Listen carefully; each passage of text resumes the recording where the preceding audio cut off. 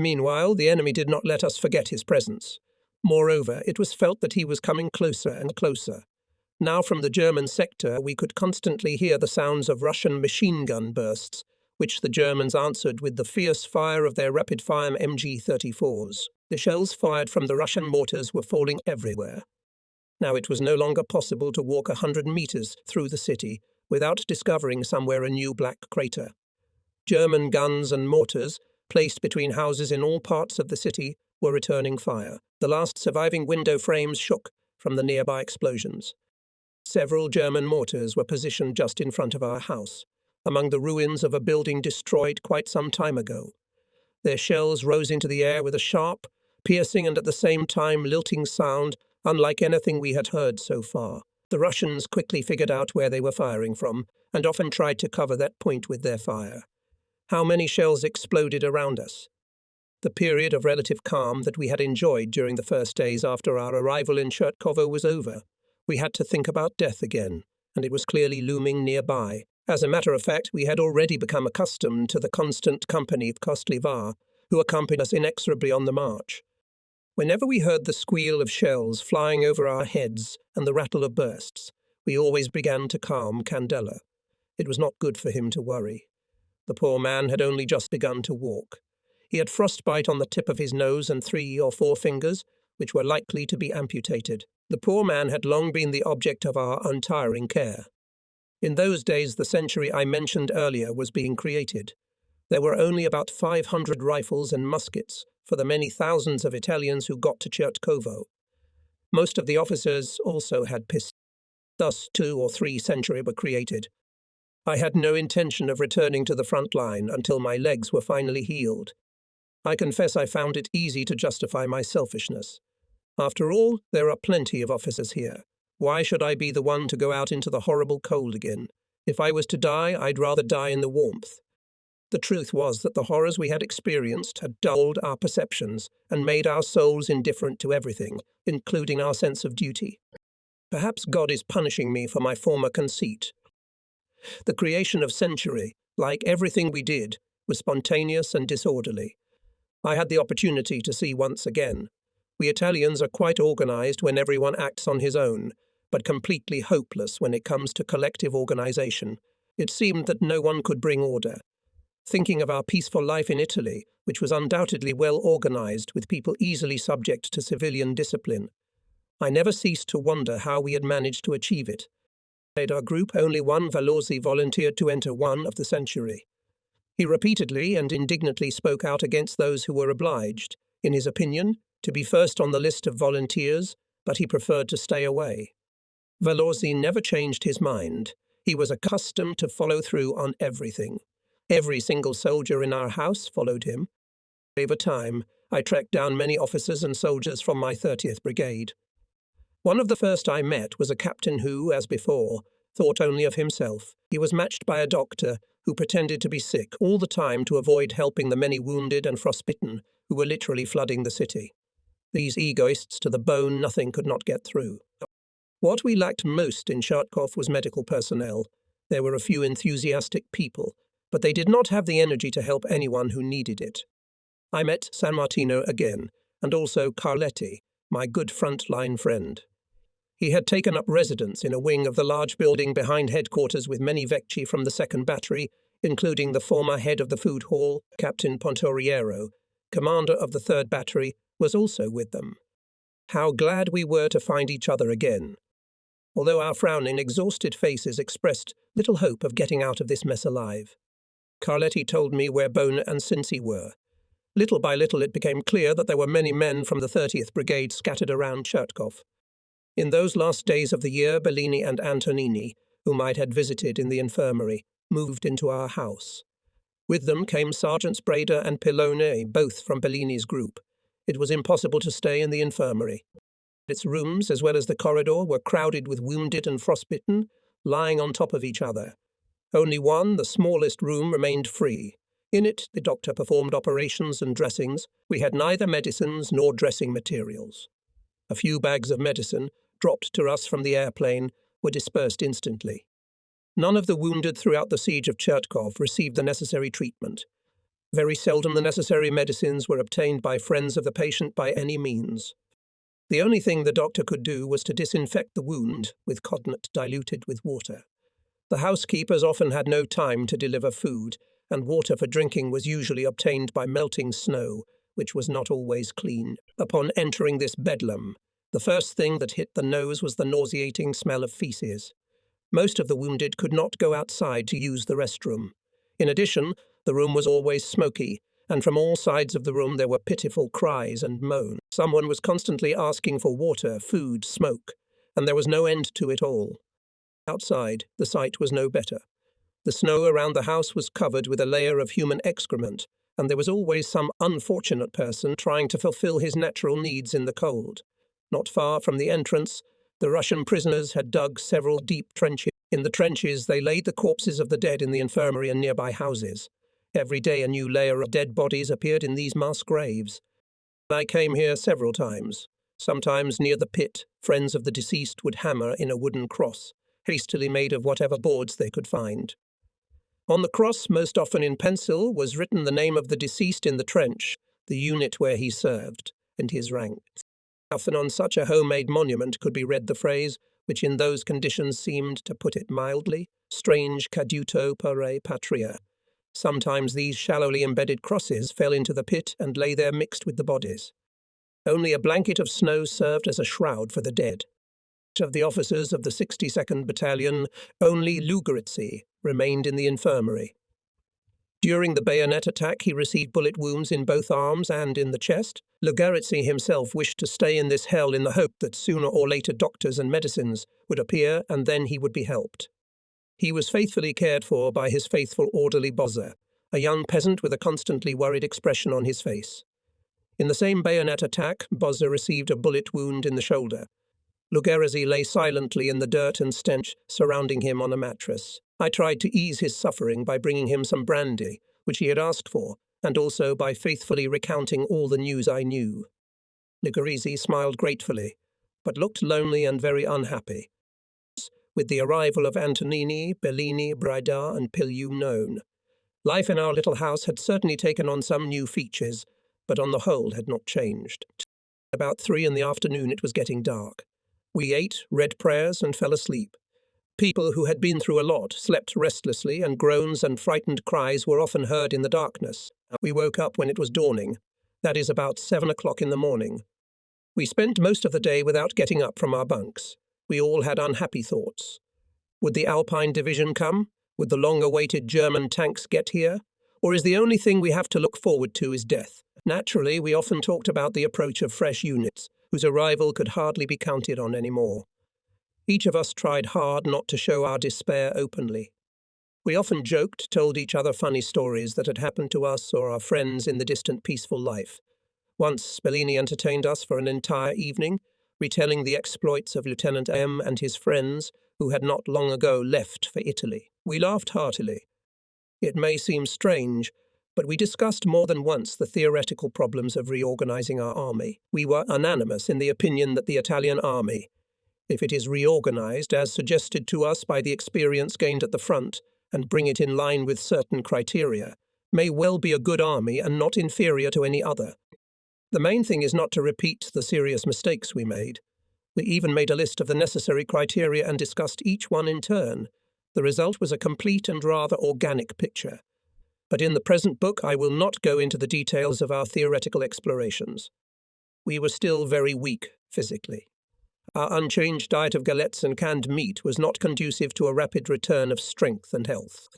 For this reason, in order to save the soldiers from unnecessary work, I did not make them remove the 2 corpses discovered one morning just outside our door.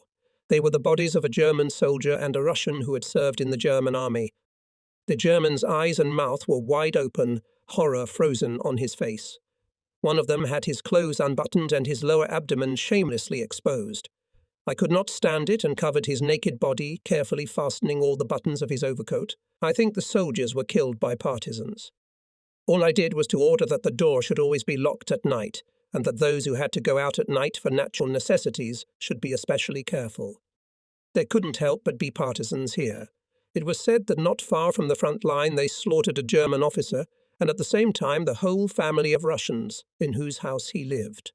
Only the father of the family survived, who managed to escape to the Germans. He told what had happened. This was further proof that the Russians were no less cruel than the Germans. I left the house more often than other visitors. I always wanted to find out the latest news or to visit acquaintances. During one of my walks, I noticed the body of an Italian soldier whose hands were covered with fine knitted gloves. After hesitating, I took the gloves off the corpse.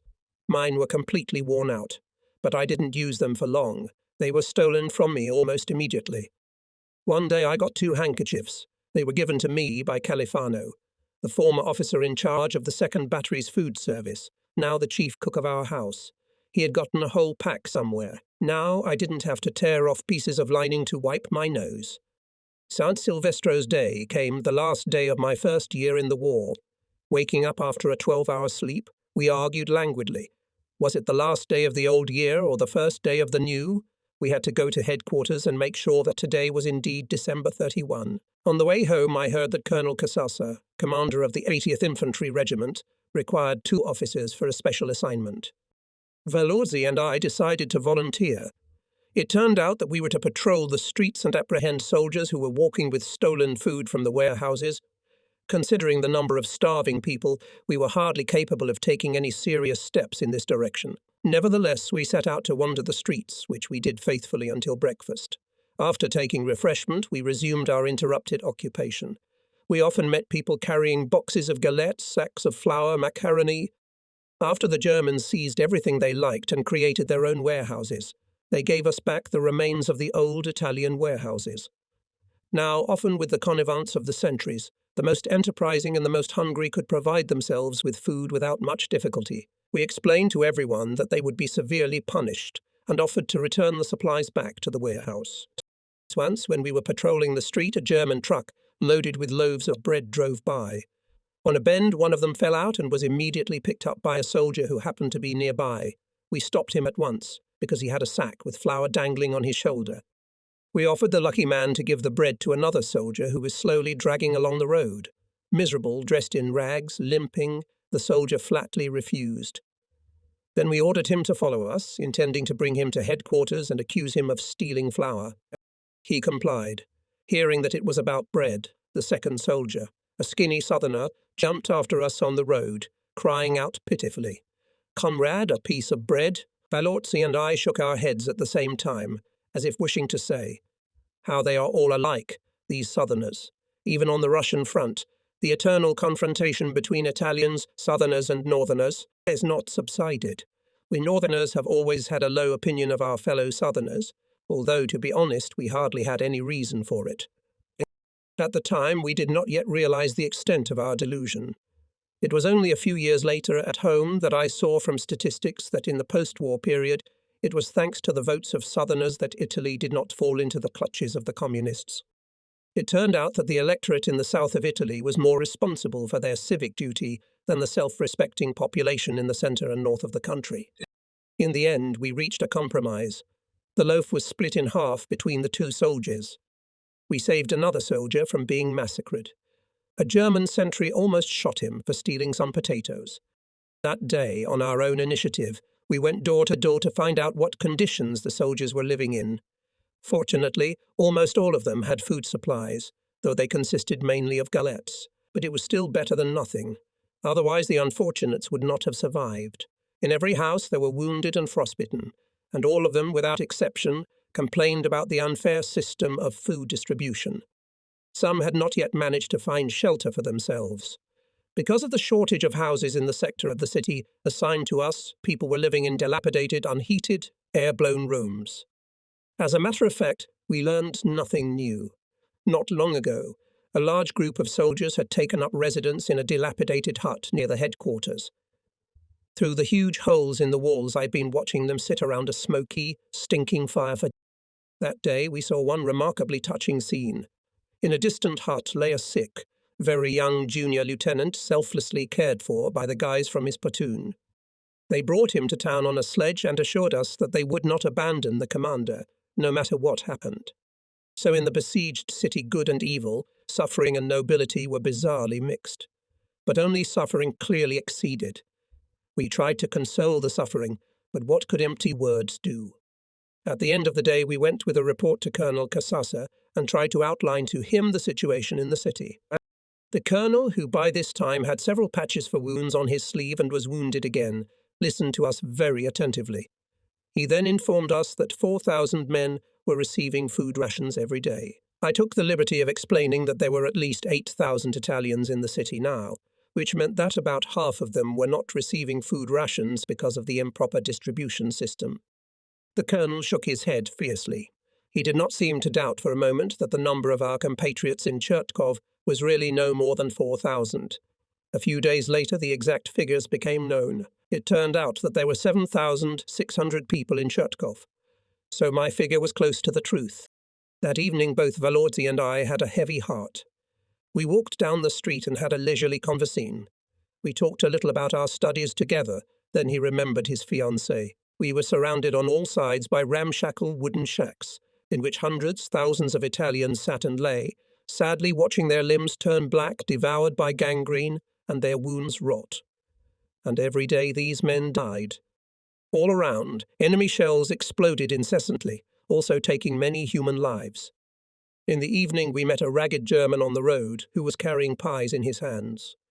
On St. Silvestro's Day the Germans were given a special ration. He addressed us in his own language. Valorzi, who spoke German quite well, replied, after which the German laughed and began to shower us with profanity. When we answered, we did not choose our words either. What else could we do? We couldn't shoot him. But Valorzi was still worried for a long time, remembering this unpleasant episode. We also celebrated New Year's Eve. Conti suggested that on this occasion we go to bed later, which we did, postponing the bedtime until 8 o'clock in the evening. Afterwards we had a long time to laugh at ourselves, gathered around the holiday table under the yellowish light of the burning cable. We ate minestrone flavoured with canned meat, said a prayer, and then just talked, carefully avoiding unpleasant topics. But thoughts of those we love still couldn't drive away. Where are they now? What are they doing? Maybe they can't find a place to be because they're worried about us, or celebrating New Year's Eve. Eventually, the people quieted down and the house became quiet. Only from somewhere far away came the loud staccato of machine gun fire. I fell asleep, though I was very tired of lice, which lately had taken a liking to my company. But should I be surprised? We had not changed our underwear for a month and never undressed. Even at night we slept clothed, taking off only our boots. The morning of January 1, 1943 came. We woke up and each of us slowly went about our business, trying not to disturb the others. As usual, I whispered my morning prayers to the Madonna of my people, the Madonna of the forests. Only that morning my soul was especially heavy, even though I felt her protection, the result of my mother's tireless prayers. The feeling was very real, as clear as sight and hearing, and I was not alone. All of us, to one degree or another, felt the effect of the fervent prayers of our loved ones. Even Mario Bellini, a man less susceptible to suggestion than the others and not at all ecclesiastical in mind, told me with bewilderment about the strange visions that visited him on the first night of our march to Chertkovo. That morning I decided to throw away all anxious and sad thoughts and plunged into a state of apathy, that is, complete indifference to everything around me. On the first day of the new year, we received a congratulatory message from Garibaldi, General, Commander of the 8th Army. The greeting also contained a wish to cheer up and continue the resistance. Resist. I wonder if the general had the slightest idea of the state we were in. We couldn't help but feel resentful. The general never personally appeared to the troops. He only periodically transmitted his guidelines by radio through the German headquarters. And this at a time when the remnants of 3 corps of the army entrusted to him are surrounded in Chertkov. Couldn't he have flown here at least for a few hours?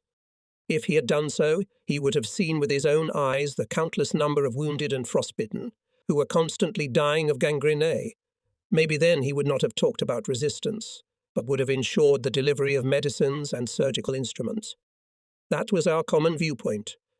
At that time we did not yet know that the general was preoccupied with other problems. Very soon his son would be trapped with the Alpine Division. Who knows what kind of suffering the father will have to endure? I heard that in the first week of the siege, heavy German planes landed in Chertkov 3 or 4 times. Italian planes came twice. On one of them arrived General Enrico Pezzi, commander of the Italian Air Forces in Russia, and Bocchetti, a colonel of the medical service in charge of the hospitals in Kharkov. They wanted to get a first-hand look at the situation. On the way back, their plane disappeared. Most likely it was shot down, but we did not know about it and resented it, indignantly recalling the promises of the medical colonel, who was shocked by what he had seen and assured us that he would ensure the delivery of medical supplies. One of the soldiers recounted a horrible scene he happened to witness. An Italian twin-engine airplane was loaded with wounded men, but it turned out that the plane could not take off because of too much cargo, so some of the wounded were unloaded back onto the snow. Imagine the depth of despair of the people who already thought they were safe. They were forcibly returned to Bedlam, where they could only wait for death. The soldier who told me this was shocked by the condition of one elderly major who had almost lost his mind. He himself was dressed in rags, and his legs were wrapped in filthy scraps of blankets fastened with pieces of wire. The unhappy old man collapsed on the snow and began rolling around in it, crying and waving his arms. After the new year came heavy airplanes did not come anymore, because the Russians came close to the airfield and shot heavy guns at the runway. Now in Chertkov landed only Storky, small German reconnaissance planes, which needed only a few dozen meters for takeoff and landing. Germans robbed supplies on parachutes, Italians he just a little, in bags, similar to backpacks and without any parachutes, due to the complete absence of the latter. As I have already said, in order to make sure that we received our cargo, the Italian pilots, risking their lives, flew very low, always escorted by the fierce fire of the Russians. When our sad odyssey was over, I had a chance to visit the airfield of Voroshilovgrad, which was then a base for Italian airplanes. I learned that 9 out of 12 B-20 Fiats at the base had been shot down during flights over Chertkov. This is significant for two events: the attempt to unite all Italians in Century and the creation of a large hospital. For a long time there had been talks about the need to form a Century. It seemed that only then it would be possible to bring at least some order to the chaos in which we lived. From January 2, it was established that food would be distributed by Centuria. Thus, whoever did not enter any of the combat units would remain hungry. It became immediately clear that our command was making a grave mistake by combining people from the most diverse units into one Centuria. It should have been from the very beginning to distribute living quarters between specific regiments, so that the surviving soldiers from previously active units were placed side by side. But now our senior officers were hesitant to take such a step. There was a shortage of suitable accommodation. There was a danger that if a huge resettlement began, there would simply not be enough houses for everyone. Besides, in every house there were wounded and frostbitten people who received at least some care. Therefore, it was decided to make do with half measures and create mixed Century. However, the chaos did not diminish. Those who had food supplies did not rush to the Century, rightly fearing immediate dispatch to the front line. In the end, of the 8,000 Italians were formed only 3 or 4 Century.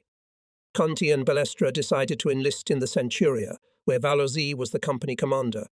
A few days later, they were allocated a small house where they moved. Meanwhile, Giudici felt the first signs of frostbite and stayed with us as a reserve officer. Bellini, Antonini and I volunteered to join another Centuria, being formed under the command of Captain Pontoriero of the 62nd Battalion. It included Carletti and many more soldiers from the 30th Brigade. There was no space where Pontoriero was stationed, so we didn't move anywhere. Some confusion began because Pontoriero considered us his men, and at the same time we received food together with Vallozzi, Conti, Balestra and other men from Century Guidici as his reserve officers. The attempt to organize the people in the Century only caused increasing chaos. Complete anarchy reigned all around. None of us had any desire to try to restore order either, so we decided to do nothing, stay where we were and stall for time, waiting for the revival of the 30th Brigade. Zanotti was in the same position as we were. One evening he and I and Mario Bellini went to see W., who was now the most senior officer of the 30th Brigade. We were going to demand that he, as commander, take steps to create a new fighting unit out of the remnants of the brigade. At that time, W. was not in charge of brigade affairs. He was in charge of the food distribution center. He was not very ceremonious with us and made it clear that we should mind our own business. I, like most junior officers, did not like this man. Dislike for him all the more intensified after the night of the general escape from Arbuzov. He sat with us in the ravine until late in the evening, and in the morning he disappeared without warning anyone. So I told him everything I had to say. He threw me out, and everything stayed the same. Corporal Navoni, former subordinate of my friend Sortzi, had also moved out of our house to be closer to Conti's company. Now I had no one to talk to about my dear dead friend, but he sometimes came to visit and constantly reminded me not to forget about him when the 30th Brigade would be created again. Trying to do at least something to improve the care of the wounded, General X decided to organize a large hospital. In a low-lying area in the northeastern part of the city stood an imposing and quite modern building. Before the war, it must have housed a school, and, considering its considerable size, some public facilities. Some of the rooms in this largest building in the city were occupied by the Germans. They made them available to us for the hospital. We had to expend a great deal of effort to clear the rooms of debris. Most of the window panes were broken. Since the windows were double-framed, we found the surviving inner frames and put them in the windows. The premises immediately became habitable. The work was supervised by Temistocles Ruocco, a captain in the medical service, clearly an enthusiastic worker. I watched him while in Chertkov, and I believe that this young southerner showed himself to be at his best. On January 2, several rooms were prepared to receive the wounded, and people started coming to the hospital. Some waddled on their own, others were carefully supported by friends. On the first floor were rooms reserved for officers. I advised Candela that he should not miss this opportunity. He obeyed and moved there with Sergeants Breda and Pillone, who were also frostbitten. The patients from the infirmary were also to be moved to the new hospital. For this purpose, it was decided to use 3 or 4 trucks that were at the disposal of our headquarters in Chertkov. For an hour or two, I watched them being loaded at the door of the infirmary. It was a terrible sight. Twice there were orders to suspend transportation because there was no more room in the hospital. The others had to wait until the room was ready. In the meantime, the wounded and frostbitten, who were unable to walk the 600 or 700 meters that separated them from the hospital, dragged themselves to the infirmary waiting for trucks. The loading was uneven. One day another order to suspend it came just at the moment when 3 or 4 ragged, groaning men were lying on the snow near the truck. When they heard the order, they did not wait for further explanation, but began shouting to be taken to the truck. The soldiers paid no attention to the shouts. Then the wounded began to crawl forward in the snow, trying to block the way to the truck. They moved on their hands, dragging their immobile lower bodies behind them. This is exactly the way wounded animals with broken backs crawl. None of the unfortunates had completely lost his human form. He had even managed to rise to his feet, and now stood motionless, leaning against a pillar. His arms were hanging limply, and his eyes seemed stopped, expressing nothing. His mouth was alive. His lips moved and spat out incoherent words, requests, insults, prayers. I made sure that this man was loaded into the truck with the others lying in the snow, and only then did I leave. I couldn't help but notice one of the drivers. He turned out to be a remarkably kind and understanding man. Later he complained in confidence, speaking in a soft Venetian accent, that he had broken his back loading and unloading the wounded. The wounded were being transported to the hospital, but the infirmary remained overcrowded. In the evening I went to the hospital to visit Candela. Unfortunately, the officers' rooms, located on the first floor, were very cold, and it was impossible to heat them. In one of them there was a soldier lying almost naked and dirty on the floor. He appeared to be beating in a death agony. When I entered, the officers asked me to take him somewhere. They said that strange soldiers had brought him here and dumped him, paying no heed to his protests. I called the soldiers who were cleaning the room and demanded that they find another place for the dying man. They had to use force and even threatened them with arms. But still, I succeeded in getting the unfortunate man carried to the second floor and placed in a warm room.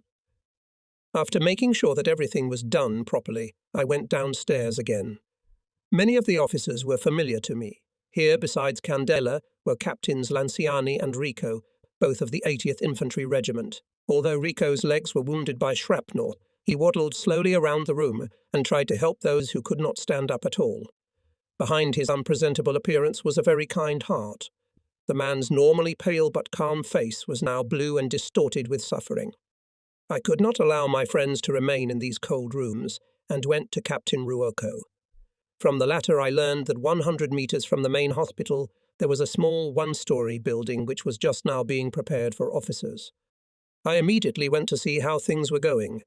Seeing that it was clean and quite warm, I immediately conveyed Candela there, and then we, together with Captain Nanciani's orderly, carefully carried the wounded captain there, having arranged both men in what I thought was the best part of the room.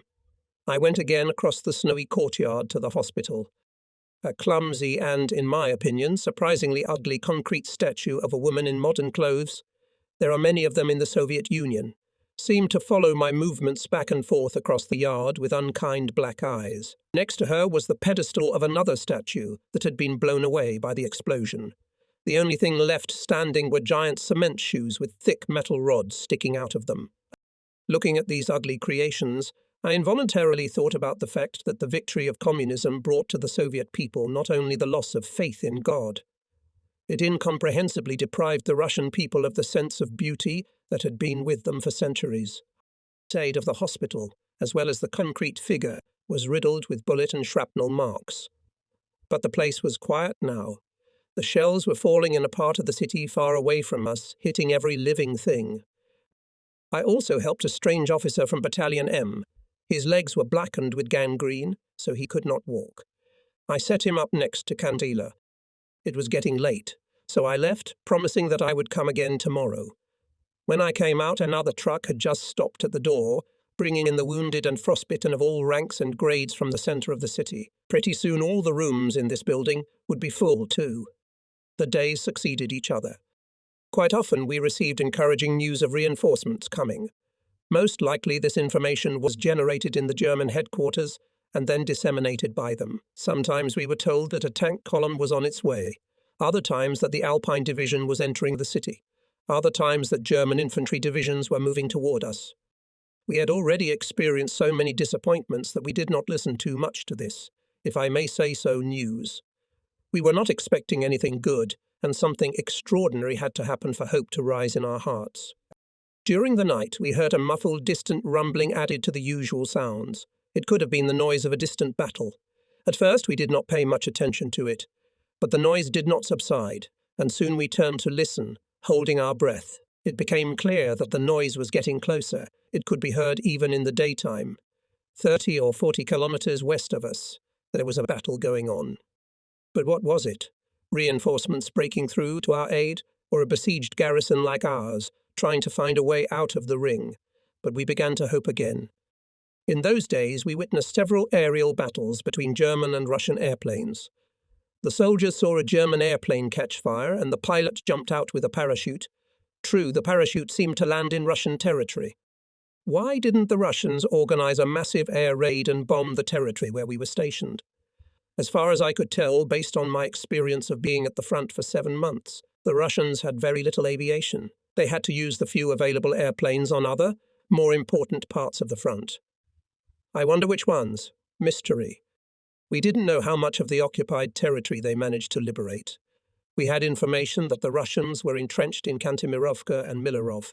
We also knew that Starobelsk was not yet occupied by the Russians, and that the army headquarters was still located there.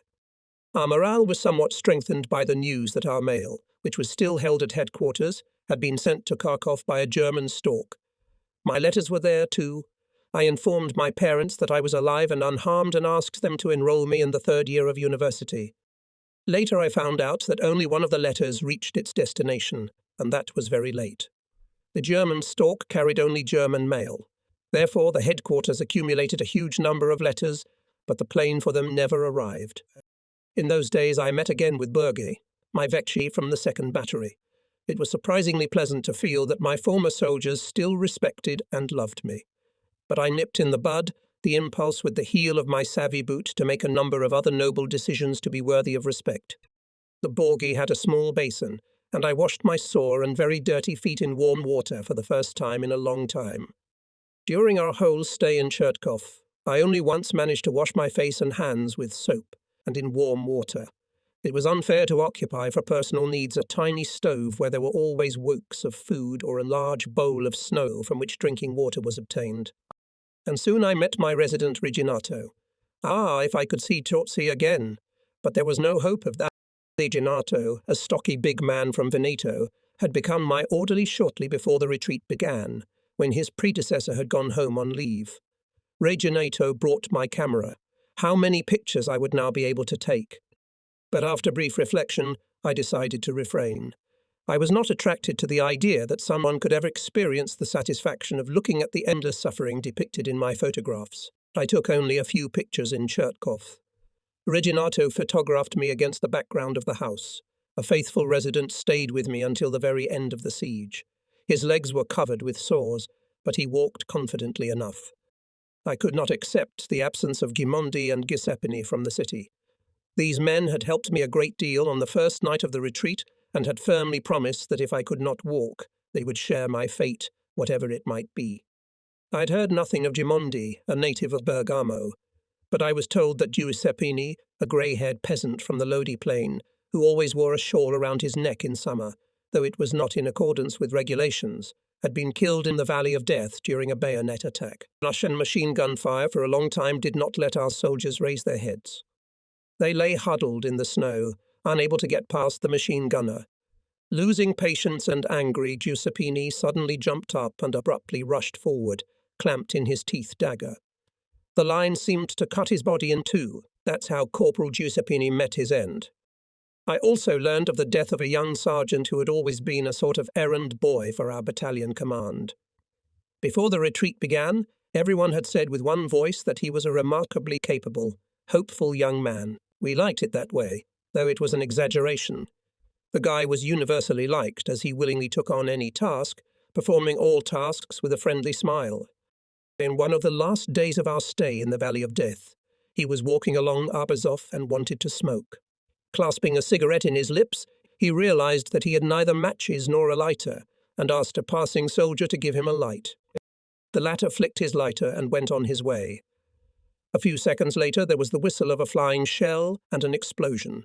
The sergeant's head was torn off, which rolled back quite far from the place where the body fell. A soldier, who had not yet had time to put away his lighter, hurried back and bent over the decapitated body in horror. The tragedy had happened before his eyes, but he couldn't believe that he had been talking to this man seconds ago. One day I accompanied Lugaresi to the hospital. I was talking to Antonini, and Lugaresi was getting ready for dressing. He had not treated his wounds for 6 or 7 days. When they removed the bandages, it turned out that the wound on his right arm completely healed. I pointed out this gratifying fact to Lugaresi. I thought he was surprised. He seemed to have forgotten that he had a bullet wound on his right arm, but the wounds on his left arm and chest were very inflamed and festering. I supported Lugaresi while he sat on a chair, while the doctor treated his wounds with brandy diluted with water and applied fresh bandages. At one point I asked Antonini to take my place and jumped out into the street. Looking at Lugaresi's red, swollen, festering flesh, at his greenish-yellow face, I felt an attack of nausea.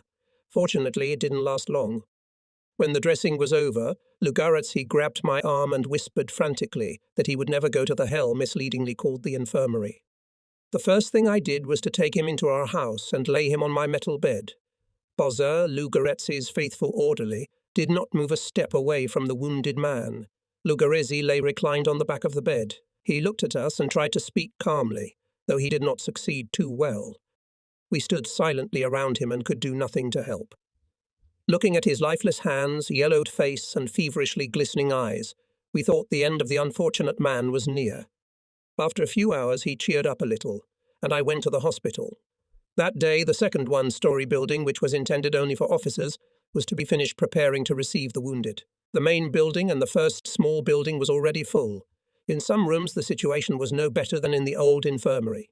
Here, placed already 1,700 people, and in the city were still without help many thousands of wounded and frostbitten Italians. Several times in the main building flew shells and exploded in the thick of curled up on the straw bodies. The corpses were removed, windows and walls were hastily patched up, and then other wounded men took their place. There were many people waiting to be sent to the hospital as a great mercy. I decided that the Lugaresi should be placed in the newly prepared building. Conti got a sled. We put the wounded man on it and went outside. 2 soldiers were driving the sled, who had a bullet wound in his shoulder, and some other soldiers followed, carrying Lugaresi's few belongings and my dismantled bed. When we reached the place, it turned out that the officers' quarters were already full. but I did manage to get my wonderful little bed between the other two. Bozza had found a corner in the closet where I had tried in vain to cram the bed.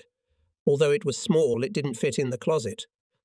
Lugarazzi said that several officers were dying in the room where they had put him. He was superstitiously afraid that, since he was also an officer, the room boded bad luck for him.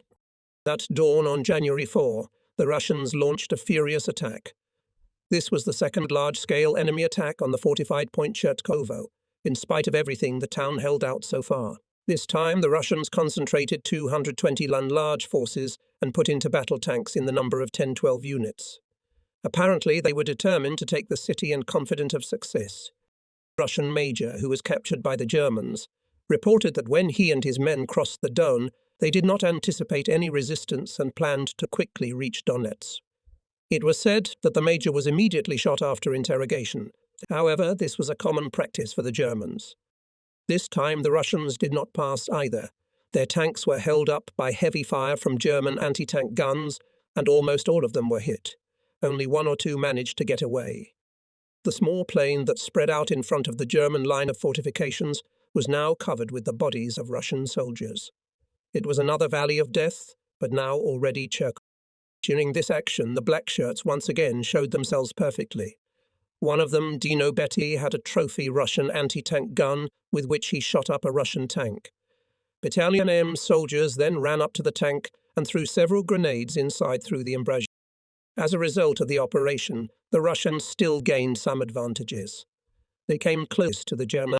The shots, which were heard all day, became more rare in the evening, and by nightfall they subsided. On the morning of January 5, I was in the house of Captain Ponturiero with Antonini.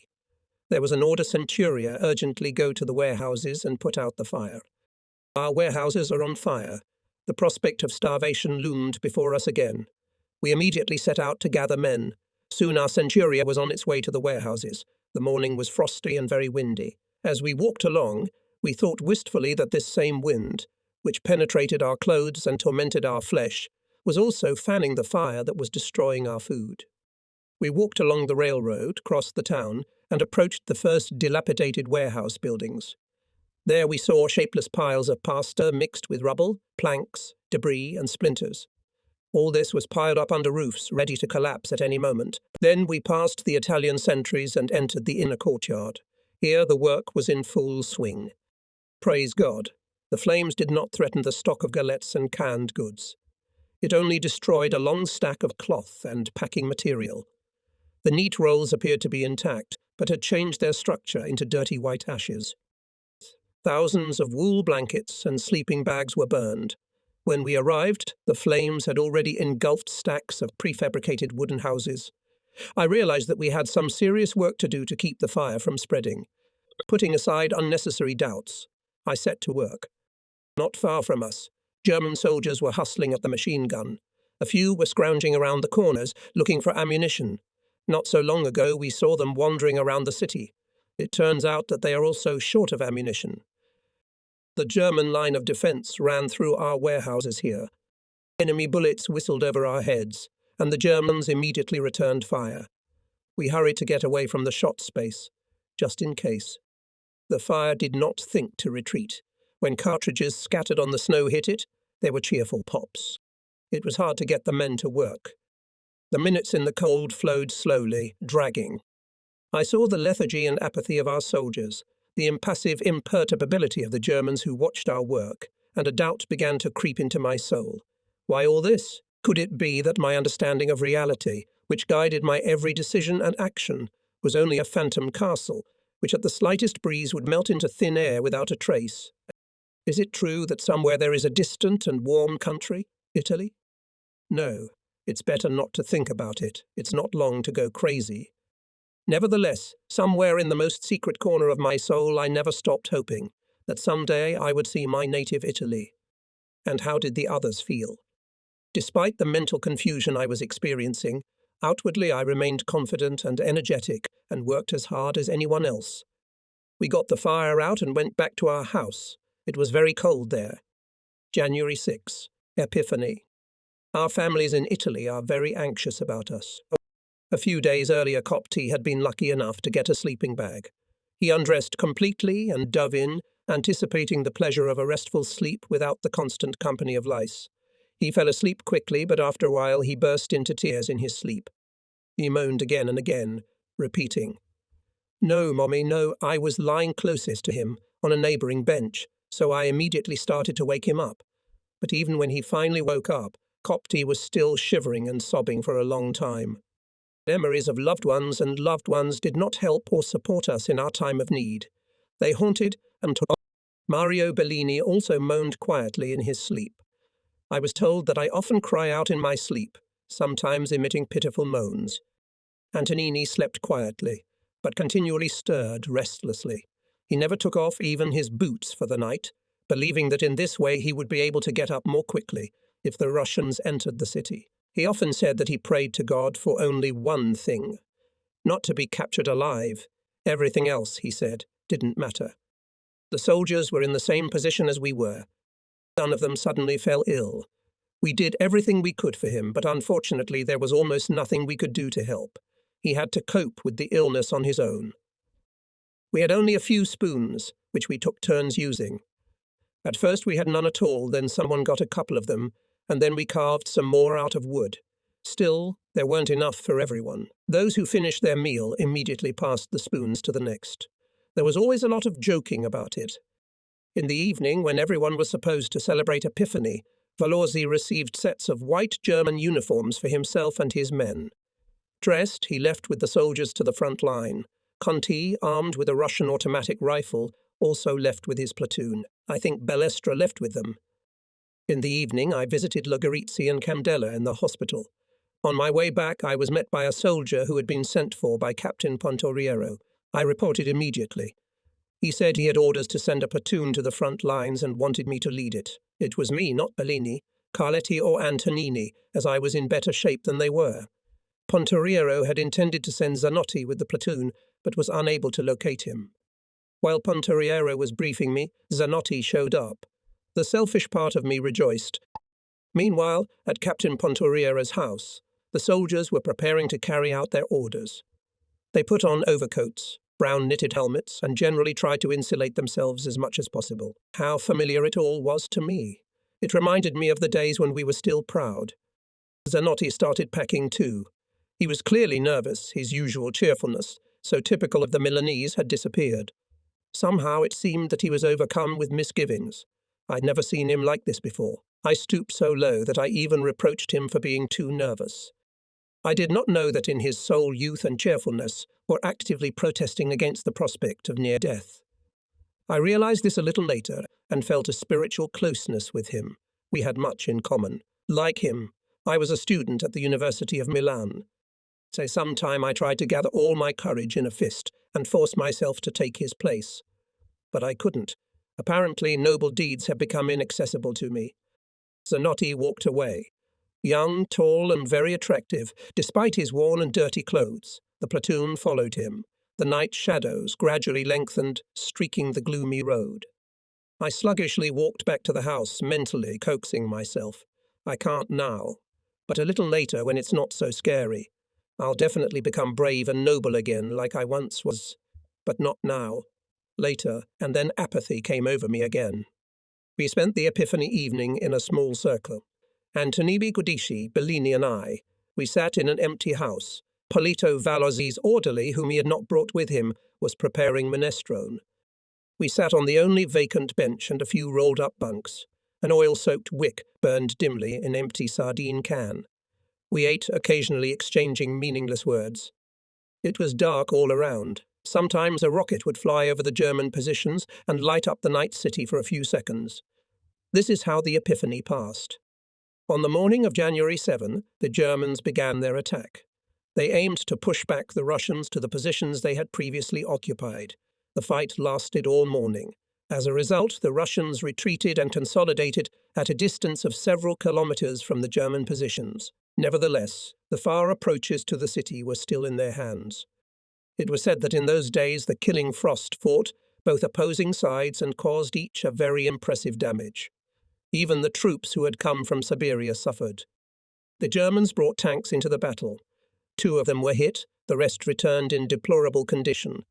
This was the third and last of the big battles in the Chertkov area. Meanwhile, shells continued to explode periodically in the city. Shooting was heard everywhere. That day a soldier came from the Italian positions and told me that during the night an artillery lieutenant was killed. I immediately thought of Zanotti, and then Polito, who was visiting Valorzi, came back and confirmed. Zanotti was killed. Alarmed in the middle of the night, he and his men went to the trench. At that time, a shell fell right under his feet. Zanotti was killed on the spot. His face was torn to shreds by small pieces of shrapnel. Corporal Oronese, who was walking behind Zanotti, and another soldier were wounded. I decided to visit our position and take a photograph of Zanotti's remains.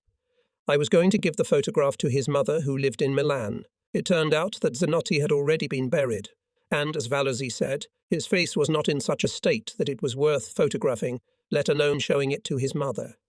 So I went to see the place where he was buried. It turned out that no grave, as such, had been dug. He and another soldier had been put under a large layer of earth that had been torn out by the explosion and covered with straw. When I approached, the grave was already covered with snow, and it blended in with the surrounding landscape. Suddenly 2 Fiat Bar 20s appeared in the sky. Flying over our heads, they dropped ammunition boxes. After making a circle, they returned and dropped the rest of their cargo. Our pilots risked their lives to help. We did not know then that many of them did not return to base from these sorties. Many crates crashed and the snow was covered with ammunition. The Germans, who were watching what was going on, quickly headed for the fallen crates. They probably expected to find some food. Valorzi sent soldiers to gather the scattered cargo into blankets and bring them back to their positions. The men felt overwhelmed. It took a lot of effort to get them to move. Each one had to be lifted off the mattress and kicked out into the cold. On my way back to the city, I passed a huge German tank abandoned on a steep embankment. Outwardly, it looked undamaged. Apparently, it was one of those that had been hit in the last hours of the battle. As the number of tanks dwindled, our already very slim chances of escape diminished. Therefore, I quite understood and did not blame the men who had lost all hope. In the following days, I spent a lot of time in the headquarters. Here things had changed considerably. Obviously, the new formidable name, Commando Truppi in Linea, had had an impact. Outside, the walls were reinforced with long and thin tree trunks. This gave some protection from shrapnel. Inside, in the former room of a late lieutenant colonel, our commander, the Russian prisoners were now engaged in excavation work, building an underground room. The entrance was made from the side of the square where the infirmary in Coletti's house had been. Now there were sentries on duty there all the time. I spent a lot of time with the adjutant, who seemed to me a rather colourful person. He told me once, and quite indifferently, that he himself had shot 2 soldiers who had been caught stealing food from the storehouse. I don't know whether he was telling the truth or not. In general, the people there were very peculiar. The clerk, in particular, was a rather famous journalist. General Garibaldi, commander of Armia, gave permission to General X to award medals to those who had distinguished themselves in the battles in Chertkov. In the headquarters developed a flurry of activity, as a result of which medals were to find the most deserving of the 5,000 men who had participated in the battles from the first days of the siege of Chertkov. General X awarded very few. I was just in the headquarters when the adjutant came to the courier with a list of awarding the soldiers of the only Italian anti-aircraft battery located in the city. This battery had its own history. Its guns were mounted at the intersections of the roads leading into the city. When our column arrived, some of the guns were behind the line of fortifications. The captain commanding the battery made a truly heroic effort, but managed to bring their German tanks, which towed the guns to the city. The commander himself was killed during this operation. Now the battery is commanded by a lieutenant, his former deputy. If only we had guns in Chertkov. How often my artilleryman's heart sweetly sank when I thought of them. What a magical way our lives could have been changed. Sometimes German artillerymen would set up their guns at city intersections or at the edge of a square and open fire. They fired mostly at close range, setting their sights almost to zero. Their shells exploded after flying no more than a kilometre between the huts on the outskirts of the city. It was said that the enemy was hiding there. Sometimes I would stop and watch the gun shudder violently after a shot. How well I understood that steel dragon. I often froze on high ground and looked around. Now that I had gained a good deal of experience, I could survey the terrain with an expert's eye. I figured out where the guns should be installed, where it would be most convenient to locate an observation post, where it would be safest to lay a telephone line. Little by little I got bored with this. My eyes began to glide mindlessly over the wretched buildings covered with snow. I realized that I was highly indifferent to where and what was located, and went on my way. I went very often to the hospital, where my friends were always anxiously awaiting the little news I managed to learn. Candela always welcomed me with open arms. Captain Lanciani was more reserved, and I found him more and more often absorbed in his Bible. A wound in his shoulder had kept him awake for days, so he looked weary and irritable. I was also warmly greeted by a black-shirted officer whom my friends and I had once picked up and taken to the hospital. There I met other officers, for example, Junior Lieutenants Scotti and Triossi. Except for Captain Lanciani, who got a broken iron bed somewhere, the others slept on the floor in sleeping bags or on mattresses. During the day, those who could get up rolled up their bunks and sat on them. The floor was always kept clean. At times our conversation was interrupted by the close explosion of a fallen shell. Conversation would immediately stop, and people would tensely wait to see where the next one would fall. We are all in the hands of God. But who else but the Almighty God will take care of these unfortunate, maimed people? Sometimes the orderly of Captain Lanciani, who gradually turned into our common, indispensable assistant, while minding his own business, sang. Besides him, no one sang in Chertkov. Therefore, when his low, pleasantly husky voice sounded, we were silent. He sang softly about love, about a distant homeland, about hope that never dies. And sometimes he would sing dashing, cheerful verses. We listened to the words which had seemed empty and worthless to us before, and were amazed to find in them a new, deep meaning. We remembered those days when we were not yet haunted by misfortune. Then, in spite of the war, my friends and I sang often and with pleasure. Our voices could be heard far around us. It eased our longing for home, peaceful life, the smiles of our loved ones, that is, all that we were deprived of. Even the faceless grey figures moving outside the window seemed a mere contrast to the bright, colourful world of our songs. When the old minstrel's voice fell silent, we sank back into the murky abyss of apathy. One day, January 7 or 8, I decided to bring my wounded friends more news. It was only the Germans who could get information. Not long ago they had spread the amazing news that the Russians who had crossed the Don were themselves trapped. Bulgaria is in the hands of the Germans. There is no information about Moscow and Leningrad. At sunset I went to one of the German headquarters located close to our zone. I was taken to an underground bunker where the command was located. The radio was working there. An Italian student from Milan named Conti was the interpreter in this headquarters. He provided me with the latest news, translated the latest newsletter. Unfortunately, it contained nothing new. The bulletins reported only German counterattacks on the... We could only listen tensely to the sounds of distant fighting, which came to us mainly at night, and wonder what lay ahead. Conti came outside with me. It was already dark. A German sentry was pacing in front of the headquarters. When he saw us, he asked for the password. When he got the answer, he frowned and demanded we repeat it. He probably didn't like Conti's Italian accent. Eventually, however, he let us in. To make sure I got safely to my abode, Conti insisted on escorting me through the German positions and then through the Italian ones all the way to headquarters. After all, student brotherhood is worth a lot, BO. We walked for a long time through the deserted streets. We were surrounded only by dilapidated houses and dark. A few days later, I went to see Conti again. As before, he had no news about the progress of military operations. Nevertheless, he told me something that surprised me.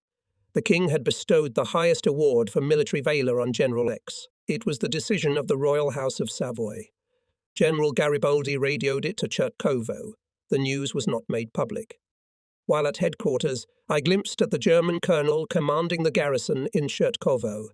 He turned out to be a middle-aged man, short, thin, with sharp features. He treated his subordinates with true Aryan arrogance. Soon he left the city on one of the stalks, having received the appointment to command the army. He did not return to Chertkovo. A few days later his place was taken by another colonel. Time was running out. Enemy shells were now exploding in all the neighbourhoods of Chertkovo.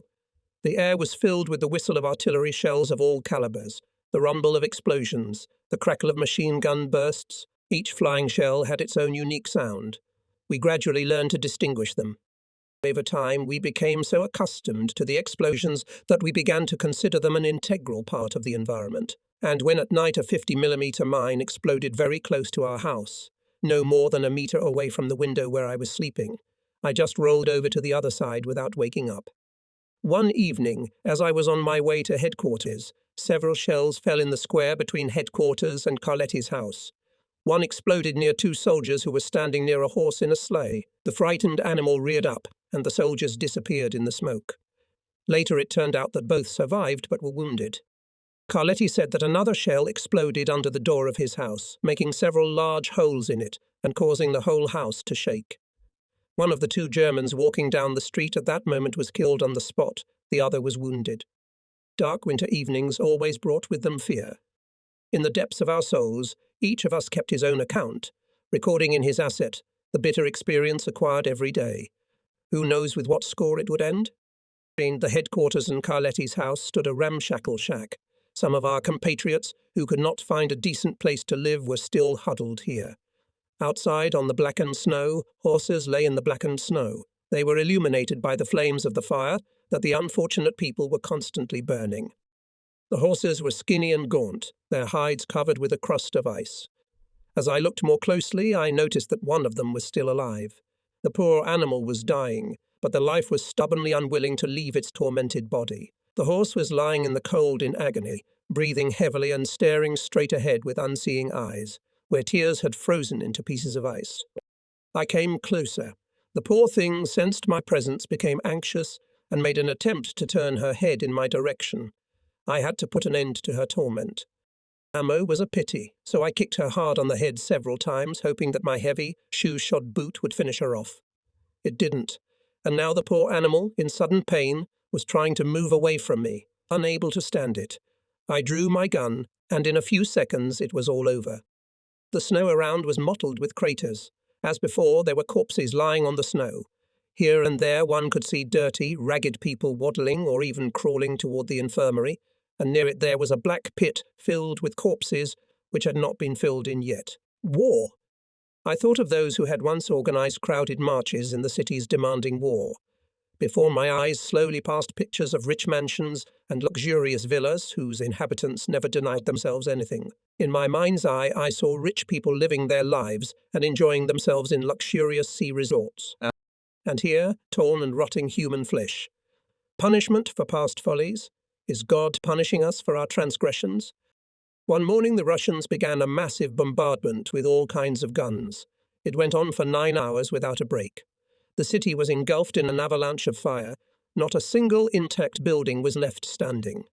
Shortly after Christmas, General X held another meeting with senior officers. It was decided to divide the Italian part of the city into zones and assign each of them to a separate military unit. The 30th Artillery Brigade got the ruins on the northern outskirts of the city. On the day of the shelling, Bellini, Antonini, and I went to look at our future apartment, which was already to be vacated by a group of black shirts who had occupied it before us. Bellini was pacing in front. As we approached the door, he stopped suddenly, looked around, listened, then waved his hands, gesturing for us to enter quickly and drop to the floor. I had long ago noticed that Bellini had the ability to hear Katyusha before anyone else. And sure enough, before we knew it, all hell broke loose. 16 shells exploded around us, one after another. We pressed ourselves to the floor, covering our heads with our hands. The house shook, threatening to collapse. I lay back and whispered a silent prayer. Soon we staggered to our feet and stood up. We were all safe. Providence, by giving Bellini a unique hearing, had again saved us from imminent death. Had we left the house, we would certainly have found ourselves near the neighbouring wooden shack, which had been split in two by the shell.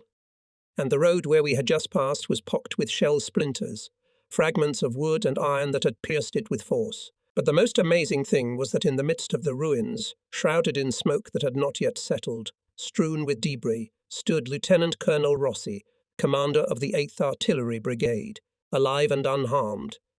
Before our eyes he shook himself off, adjusted his holster and, without a word, walked away. There were several other men in the house we had time to enter. They were not hurt. As the shells began to fall too close, The three of us, together with my orderly Reginato, left the house and moved to Conti and Balestra. Their house stood a little aside, 80 metres from the avenue. Giudice and his men also moved, but I don't know where. The shelling was truly terrible. From all sides could be heard the shrill whistle of shells and the rumble of explosions. Pillars of snow and earth, fragments of destroyed buildings, and parts of human bodies were flying into the air. Shrapnel screeched against the walls. The Germans' guns, camouflaged not far from us, were returning fire, their shells flying off, emitting a dull, howling sound that could not be confused with anything else. Everywhere, as far as the eye could see, there were ruins of houses and craters from explosions. The main square of the city, where the tanks stood, was covered in a cloud of smoke. When shells fell very close, we looked at each other in silence and smiled. God's will for everything. In the morning we had to return to our house, because Reginato, whom I had sent there to bring some food, came back with the message that we had looters in our house. Mario Bellini caught one and nearly shot him. Seeing my friend's sincere indignation at the dishonesty of others, I could barely keep from laughing. By God, I should be used to it by now. Having calmed down a little, Bellini carefully wrote down the name of the marauder, intending to report him to headquarters. In our house, all the windows were blown out by the explosions, so we had to move with all our things to Balestra's. We moved there the bunks and our belongings. In the evening of the same day, a 76mm shell hit the house we had left. It broke through the roof and exploded in the part of the house where the soldiers from Conti's platoon lived. White with fear and covered with debris, Corporal Navoni came running to us and told us what had happened. We rushed to the house. I was the first to arrive. The surviving soldiers staggered out into the street. I immediately arranged for 2 wounded men to be taken to Balestra's house. The others were scratched. One of the wounded was continuously making heart-rending screams. When he was laid on a bed, he had a large laceration on his arm, a little above the elbow, and a deep wound on his thigh. We could not take the wounded to the hospital without first dressing their wounds. There was a catastrophic shortage of doctors. No one would even look at them in the hospital until a few days later, and during that time the unfortunates would simply bleed to death, so I decided to bandage them myself. Fortunately, one of Balestra's soldiers had a dressing bag. As the only surgical instrument, I had to use ordinary household scissors left in the house by the Russian owners. The role of disinfectant was played by melted snow. First I put cotton swabs on the deep wounds of the first wounded man and tightly bandaged him. Then I carefully washed the numerous bleeding scratches that covered his face and neck. The poor man groaned through his teeth and kept saying in a soft Tuscan accent that his mother had no one but him. I even jokingly reprimanded him, explaining that one does not die from wounds on the arm and leg. What was there to worry about? In the meantime, I had no doubt that this poor man's hour of death was not far off. The other wounded man had a deep wound a little below the armpit. A large piece of shrapnel had pierced his body and was now sticking out of his back near his shoulder blade. He was a very young boy, a child. He said he had been wounded once before, so he knew what it was like. One of Conti's corporals was named Brigina. He was a large man with a permanently scowling expression, a real Sicilian bandit. But I noticed that he was surprisingly loyal to Conti, who was not only his commanding officer, but, most importantly, also a Sicilian. This man always selflessly tended to the wounded and was very upset if he couldn't help. It turned out that the wounded boy and Brigina, from the same village. The corporal spoke to him in Sicilian dialect and gently called him by name. He endeavoured in every way to comfort the wounded man. The boy, who had lost a lot of blood, could hardly stand on yoga. I cut his shirt on him, then with the help of scissors carefully pulled out the splinter, washed the wound, applied cotton swabs to the entry and exit holes, and bandaged it tightly. Standing in the semi-darkness of the room, the other officers silently watched my manipulations, ready to come to my aid at any moment. Suddenly, one of them asked if the scissors were sharp enough and calmly explained that he wanted to trim his fingernails. I glanced at Mario Bellini. He shrugged and shook his head. Something strange was happening to all of us. The wounded were loaded onto a sled, and the soldiers, along with Conti, took them to the hospital. A few days later, Brigina, visiting his countrymen, reported that he was still alive. I never heard from them again. On January 10, we moved to a hut standing in the zone of the 30th Brigade. Of the 1,700 men who were part of our brigade on the banks of the Don, about 300 remained. In our souls we mourned for the dead, but we did our best not to let the bitter memories seize us completely. The neighborhood where we moved was located in a lowland and was on the northern outskirts of the city. Outwardly, it did not differ from an ordinary Russian village. One-story huts with thatched roofs and uneven walls did not look reliable. The huts had disproportionately small windows, most often double-framed. Some of them, as well as the doors, had carved wooden platbands which slightly enlivened the appearance. Between the huts there were only a few bare trees. Many of the huts were still inhabited by their owners. But since here, as in most Russian peasant houses, there were sub-floors or cellars next to the house, the Russians preferred to hide in these dens and hardly ever came out. But if in the centre of the city one could not see any locals at all, on the outskirts one could still sometimes meet some Russians, most often women. Wrapped in huge dark shawls, they were carrying heavy buckets from the wells or hurrying somewhere on their errands. Sometimes there were children with them, also wrapped in shawls. Looking at the unfortunate women and destitute children, our hearts shrank with pity. Our new dwelling consisted of 3 rooms. 2 of them were heated. The third, with wooden walls, served as a hallway and also provided some protection from the cold. Soldiers from the 30th Brigade were already here. On the first day, we tried to make ourselves comfortable. But on the second day, I resolutely moved the furniture left in the warm rooms into the hallway to make it more spacious. There were only 3 metal beds for the officers and straw-filled bunks for the soldiers. Then I made a list of the residents and hung it on the front door. I also received 1 ration card for everyone. The food distribution system in the city had been completely reorganized. As I said, it was divided into sectors and subsectors. Each military unit appointed an officer who received food for everyone and distributed it to the houses in his sector. We, the soldiers of the 30th Brigade, received our provisions from the hands of Captain Verena, who also moved in with us. The system was quite well thought out and worked well, but the food was getting scarcer each time. The general ordered our rations to be cut back so as to last until the end of February. Sometimes we were given a few galettes, half a can of canned food and a handful of pasta per person per day. The wine we used to receive was long ago a memory. The water at the nearest well had a strange brackish taste for some reason, so to get water for drinking we usually melted snow. Sometimes we sent someone to fetch water from the well near the hospital. It was always murky and greenish in colour, but it tasted less nasty than our well. We did not suspect at that time that at the bottom of that well at a depth of 3 or 4 meters lay the corpses of 2 Russians. Later I was told that the hospital knew about it very well, but still we drank water only from there. A large family of locals lived in our hut. They slept in the cellar, but food was cooked on the stove in the hut, so we often met. Among them were a 76-year-old grandfather, a grandmother, a man in his 40s, 2 or 3 women, a small boy and an infant. The man, we learned, had served in peacetime as manager of one of the town's factories. He spoke a little German. We often exchanged food and sometimes had conversations. Our interpreter was Mario Bellini, who had learned Russian quite well during the summer. One of our soldiers, Simato, drew simple pictures, which the Russians liked very much. They especially admired the seascapes. Russian people are very difficult to understand, especially in such difficult conditions. They are children of nature and act impulsively, without reasoning. This can only be compared to the rampage of raging elements on the vast expanses of their boundless country, uncontrollable, unstoppable, and positive and negative impulses coexist peacefully in them until time, and it is never known which will prevail. It's just like in nature. We treated them well, but we noticed that all of them are more or less characterized by fatalism, submission to fate, and as a consequence, inertness and carelessness. And the ideology of materialism instilled in them made them noble or cruel. Communism passed through this land, systematically inciting Russians to hatred and mutual destruction. We were very afraid of captivity only because we were automatically branded as enemies of communism. At the same time, ordinary Russian people can hardly be called champions of the ideas of communism. They are rather its victims, especially the peasants. And now, by a whim of fate, we found ourselves together under one roof.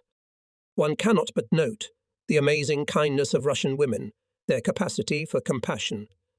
Wherever we met them, they never refused to help. We understood perfectly well that during our mad march many of our compatriots were saved from frostbite, and thus from death, by simple Russian peasant women, silent and unsmiling.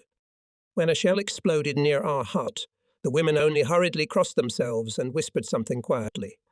Some of my Vekshi, veterans of the 2nd Battery, were quartered in 2 huts next door to us. Corporal Bergi, Pedrolo, Kachagli, Gola and others.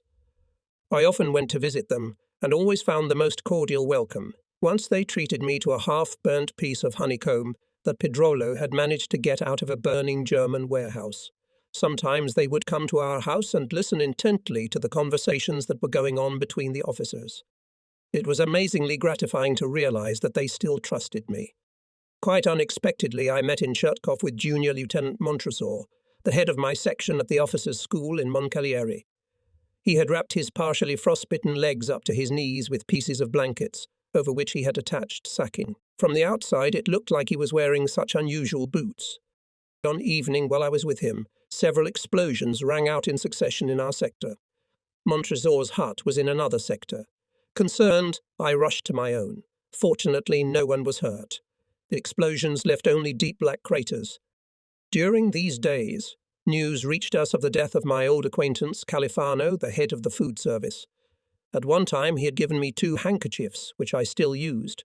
He was killed by a grenade explosion while he was doing his job of preparing food for the soldiers. It happened not far from where Zanotti was buried. Starting January 10, the situation changed. The Russians stopped shelling. Days succeeded each other, and the enemy took no action.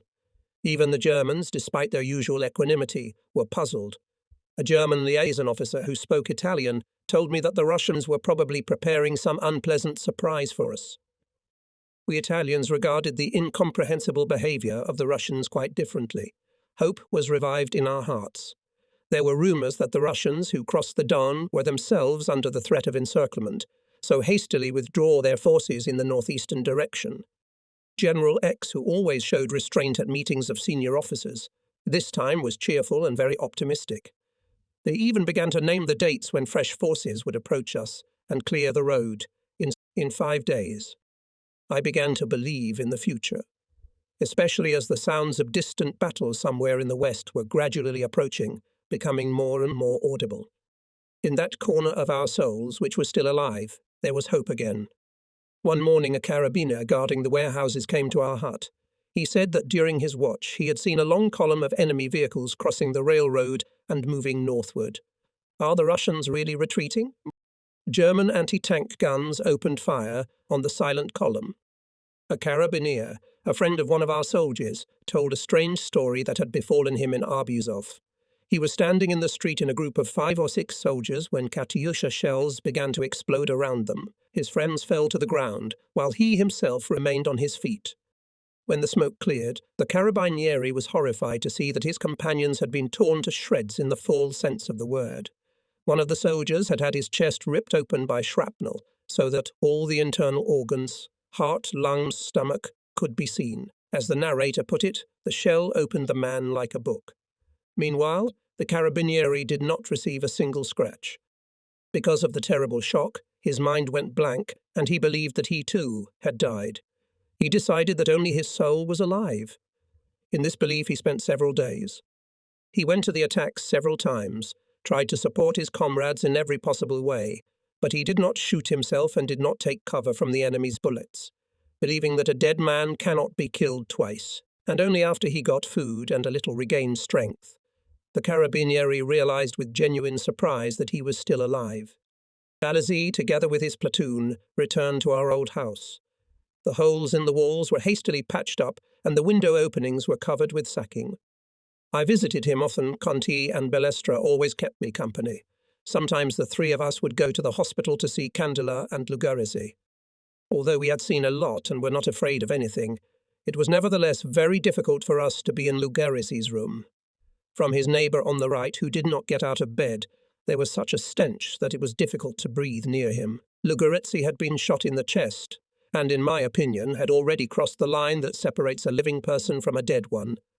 I often remember his haggard face, where only his eyes lived. He looked at us attentively, listened to the lively conversation we were having, addressing him too, but who knows if he understood anything. After January 10, Italians were no longer used to work on German positions. Russian civilians and prisoners were now doing it. We often saw German soldiers looking for Russians in the streets. They grabbed everyone, regardless of age, chasing even old men in their 70s to work. Once I rescued an elderly owner of our hut from an absolutely furious German who came to take him to work. The night was very cold. It seemed to me that the unfortunate old man had no chance of surviving until dawn. Later, when it became clear that there were too few Russians, the Germans began to bring in Italians again, and they treated us no better than prisoners. At the request of the German command, shifts were formed in different regiments, which were reported to the headquarters, from where they were sent to the Germans. Every night, the Germans needed 300–400 men. They were digging trenches, communication passages, constructing shelters and building pillboxes.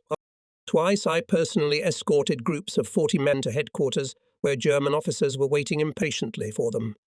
I will not say that we should have refused to do this work, but it was very humiliating. On January 11, the 30th Brigade was ordered to form 4 armed platoons of 15 men each. The old mixed century had by this time been disbanded. The idea of creating new ones, consisting of soldiers from the same pre-existing regiment, was born. Bellini, Antonini, Rigazzoni of the 60th Battalion and myself were ordered to pick out men. I went to the hut where, as far as I knew, 20 soldiers and a sergeant named Marcello Marteno were stationed. I appointed him my deputy and, in addition to him, selected 14 other men. I then divided the platoon into 2 squads, in each of which I appointed a commander and his deputy. Of these men I had previously known only the artilleryman Carrari, who had served on the 1st battery of my battalion. Unlike the other officers, I preferred to recruit soldiers unfamiliar to me. Most likely I would have to lead them to the front line, probably even to death. I decided to spare myself the thought of leading the pathetic remnants of a large family of men, with whom I'd come to be associated over many months, to their deaths. I'd better let them live in peace while I could. I armed my men with rifles and pistols taken from those who were not yet going to fight, and I made sure that everyone had helmets. In my platoon, I established a real military discipline. When I appeared, the sergeant commanded attention, and every 2 hours sent a man to me to find out what orders would be given. Hours passed. Days replaced each other. We lived in constant expectation of some event that never happened. I tried to keep the morale of the soldiers and told them all the good news I could find out. But we had been in the cauldron for almost a month. Too many promises left unfulfilled, too many hopes deceived. We were all depressed by the thought that many people were dead or missing, and the survivors continued to die every day before our eyes. I think that very few others, like me, tried to hope for salvation. The morning came, the air was clean, fresh and surprisingly clear. The houses were dark on the white snow, and black smoke was rising from the stove chimneys into the sky. This is how I often remember Chetkovo even now. Every time I left the house, I would stumble upon the horses standing by the neighbouring hut. Their frosted hides glistened slightly, illuminated by the first rays of the winter sun. No one had tethered them, no one had fed them. But they still stood in the same place, their big heads drooping. These animals must have saved someone's life by carrying them to the city. But now they were tired, cold, and weak without food. Their torsos were also covered with wounds. But the people they had once helped had abandoned them to their fate. Every time I entered the door, I hoped I would never see those gaunt figures again, a mute rebuke to humanity. I believed that someone would take them somewhere far away. I finally decided to find some shelter for the poor animals myself, but I was too late. They were already dead. Their meat was eaten by everyone. We spent most of the day sitting or lying on the mattresses. Our main activity was to scrutinize our dirty underwear for the most malignant lice. Time passed. Nothing happened. In the hut where my Vecchi from the 2nd Battery lived, a Tuscan named Cacciaregli suddenly fell ill. He was lying on a mattress and shaking with fever. What could we do? What could we do? We could only wait. The man had to make it on his own or die. We were very concerned about the fate of the hospital patients, whose number had already reached 2,000. One of the 3 doctors who worked here, falling down from fatigue, once told me, without caring that the patients could hear him, that if nothing changed in a week, half of these unfortunates would go to the grave. He grimly parted his hands, shook his head, and went back to work. He and Captain Ruocco worked under inhuman conditions.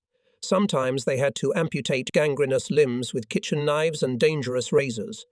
In the main building, the situation became perilous. The stairs and floors in the unheated corridors were covered with a thin crust of ice, making it difficult and dangerous to move about. Entering any room, the first thing we saw was a thick fog descending from the ceiling and slightly dissipating about a metre above the floor. Beneath this mist, on straw thrown on the floor, lay the wounded, the remains of their clothes moving with lice. And he lay like this for weeks. Death with his scythe was a frequent guest in these gloomy rooms. Every morning the wounded would look at their comrades who had died during the night and were carried out by soldiers specially appointed for this purpose. I remember well the face of a soldier with a thick red beard. He was from the village next to mine. He was placed with Candela, and always when I went to visit my friend I was sure to have a few words with him. The last time I saw him, he was lying on the straw, trembling and crying. He was begging in vain for help. The neighbours said he had a high fever. I remembered another soldier, though I still don't know his name. Thirsty, he came out of the hospital, ignoring the infernal pain in his frostbitten and gangrenous legs, and went to a well where both soldiers and civilians took drinking water. When he felt unable to go any further, he sat down on the ground and burst into angry tears, shaking an empty German flask which he had never managed to fill. I came up and looked into the characteristic face of the southerner. Poor Italian infantryman. I had nothing with me with which to get water, so I borrowed a bucket for a few minutes from a girl who came to the well. Out of the corner of my eye I noticed that she, having filled the bucket, was almost running away from the well. January 12, Mario Bellini, along with Rigazzoni, left for a joint operation with the Germans. He departed with 100 soldiers and 2 sergeants, Breda and Pelone. Bellini looked worried. None of us knew what joint operation with the Germans. Who could have guessed that we would meet again only many years later in Italy? His place in the hut was immediately taken by the artillery captain Magaldi. This young officer was in good physical shape, but had a very frail physique. He made himself comfortable on Bellini's bed, which stood near the wall behind which was the stove. At night it heated the room, and during the day the Russian women cooked food on it. The place proved too hot for Magaldi. In the morning he felt bad, complaining of a headache and chills. We had to rearrange the furniture in the room to move his bed closer to the window. Along with the captain, his resident Belligente moved in. The little guy wasn't so lucky. He had gotten surrounded only a few days before his return to Italy, so he, like several others in a similar position, did not receive winter uniforms and began the retreat in summer, canvas uniforms. He successfully replaced Mario Bellini in the role of interpreter, because he was very vigorously gibbering in Russian. It was January 15. The Russians had not made themselves known lately. We thought that around Chertkov remained only a few units, covering the withdrawal of the main Russian forces to the Don. Only forward. At 6 o'clock in the evening of January 15 came an urgent order to prepare to leave the city in 2 hours. It was already quite dark when I was sent to Captain Verani, who was in charge of food distribution.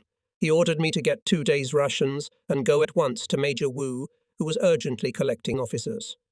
I visited the Major, then returned to Verena to find out the details.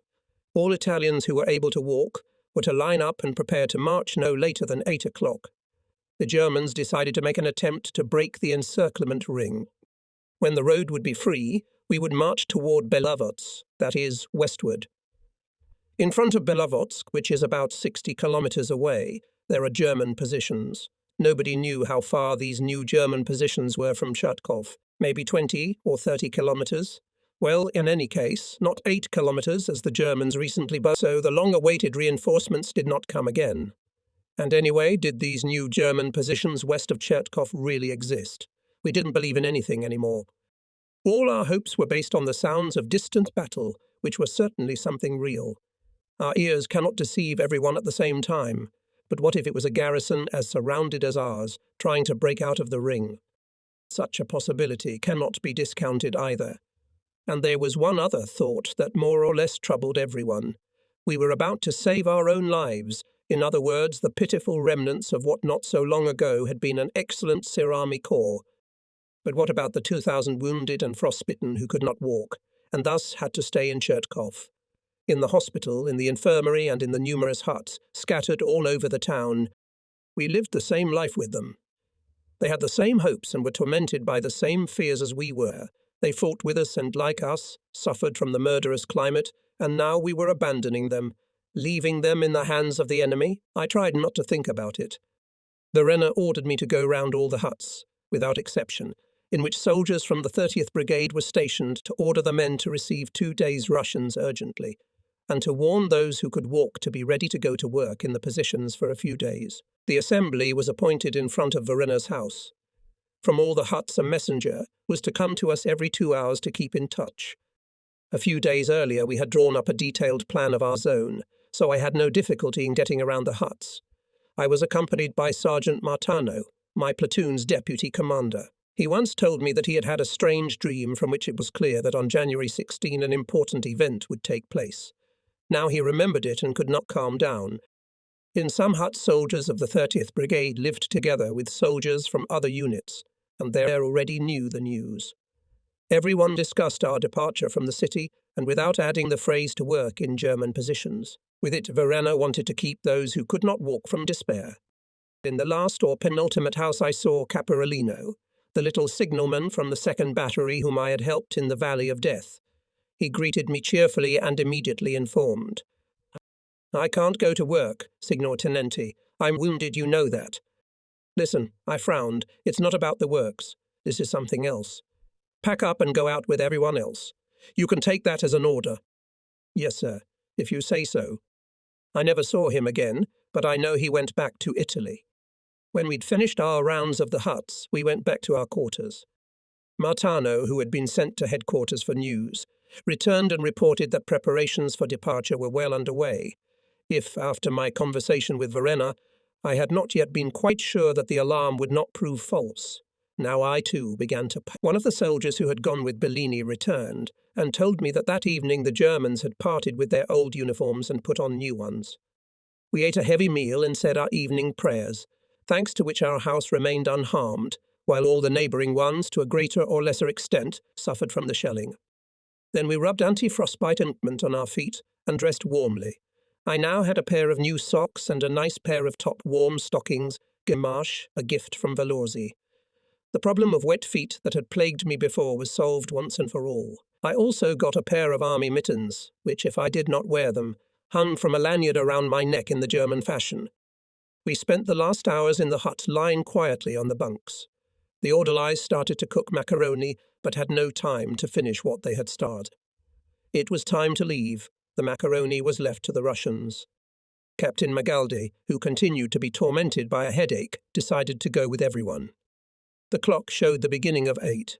I ordered my men to dress and go out to line up on the road in front of the hut. What awaited us now? Would we be able to get the long-awaited freedom that had been looming ahead, but had slipped away at the last moment? I mentally asked for God's help. Reginato, my orderly, in Chertkov, always carried my camera around his neck. Now, when he saw that I had taken it myself, he said bitterly, "You decided to carry it yourself, Signor Tenente, because you realized that I can't get there." And he pointed to his frostbitten feet. "What nonsense!" I exclaimed and handed him the camera. "What makes you think you can't walk? Carry it, please, if you want." "No, why should I indulge in foolishness? I'll carry it myself." Judging by his confused, sad look, I didn't convince him. And Reginato really didn't make it. When the men formed up, Antonini and I took our place at the head of the column, and we set off. The snow crunched loudly under our feet. The frost did not wait long, and immediately began to work hard upon its captives, penetrating under our clothes, biting and pinching us on all sides. Captain Magaldi was one of the last to go, almost hanging on the arm of his orderly Belligenti. Suddenly he demanded to be taken back to the house. He declared that he could not walk. No matter how hard we tried, it was impossible to get him to make an effort. Belligenti ran back to the hut and secured a promise from the Russian landlord that he would take the sick man to the hospital the next day. In a neighbouring hut remained Junior Lieutenant Salvador, a native of Trieste, who served in the 62nd Battalion, near Major Wu's dwelling. Many people had gathered. Everyone was waiting. The soldiers found familiar faces in the crowd and made lively conversations. I joined my platoon. More than an hour passed like that. We saw that the road leading to the city centre was gradually filling up with people. The general column was quite accommodating in the street of a small provincial town. We were a far cry from the endless stream of people It moved along the snow-covered roads during the first days of the retreat. We walked for a while between the houses, then joined the general column. Eventually moved forward, Torino Division first, followed by Pasubio, then the rest of the army. Being an artillery brigade of an army corps, we were at the back of the procession.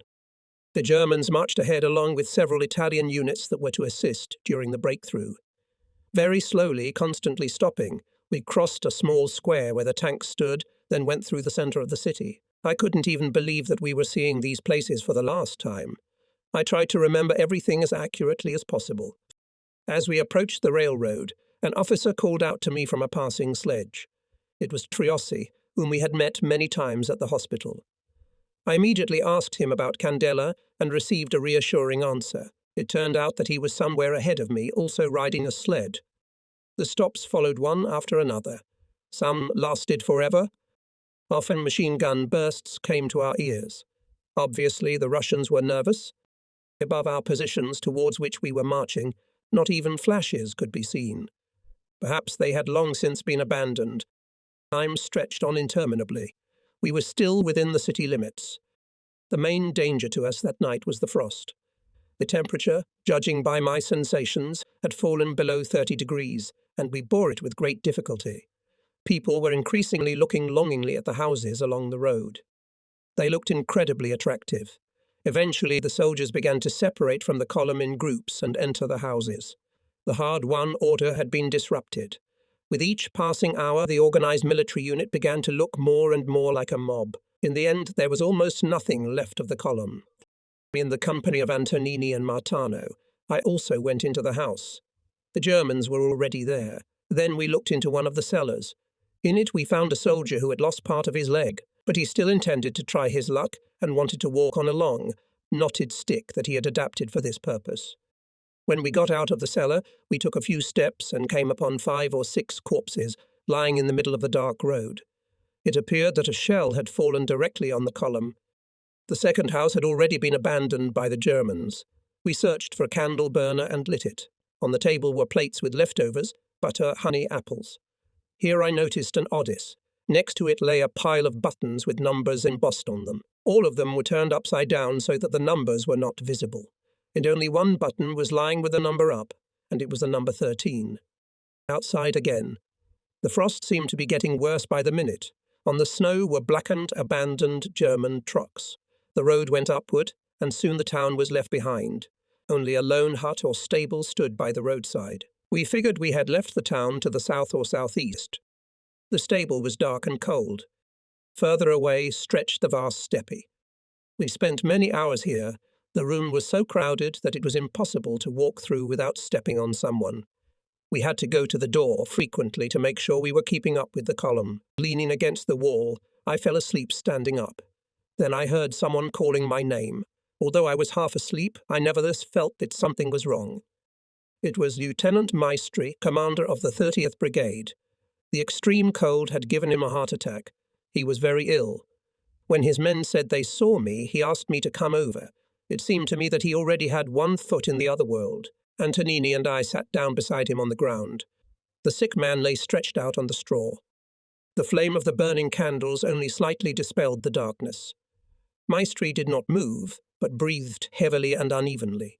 He complained of Wu, who always demanded the impossible of him, and that was why he was so tired. He realized that he would remain here on the straw, left to his own fate, but he hoped that if the halt was prolonged, he would recover in time. His orderly silently huddled on the sidelines, seemed utterly dumbfounded. He couldn't understand the commander's insistence on leaving him here. But, fortunately for Maestri, the stop had lasted 3 or even 4 hours, and he was relieved. Looking out once again, we found that the tail of the column was already a good 100 meters ahead. It was time to go outside. It was getting harder and harder to bear the searing cold. How much more could we endure if after every 2 steps we had to stop for an hour? Behind us we saw a huge red glow. It was burning German warehouses. No one set fire to our warehouses. The doctor who remained in the hospital, who spoke a little Russian, was given the task to explain to the enemy that we had saved the warehouses, especially for our wounded. What will happen to them? The thought of the unfortunates made me shudder. Perhaps the Russians are already in the city. How slowly time crawls. Lord, help us to see the dawn. The cold caused unimaginable suffering. Looking at the crouched, bent figures, I began to feel little by little that I had ceased to be a rational and independent human being. I became the smallest atom of suffering humanity, a tiny particle of universal pain and sorrow.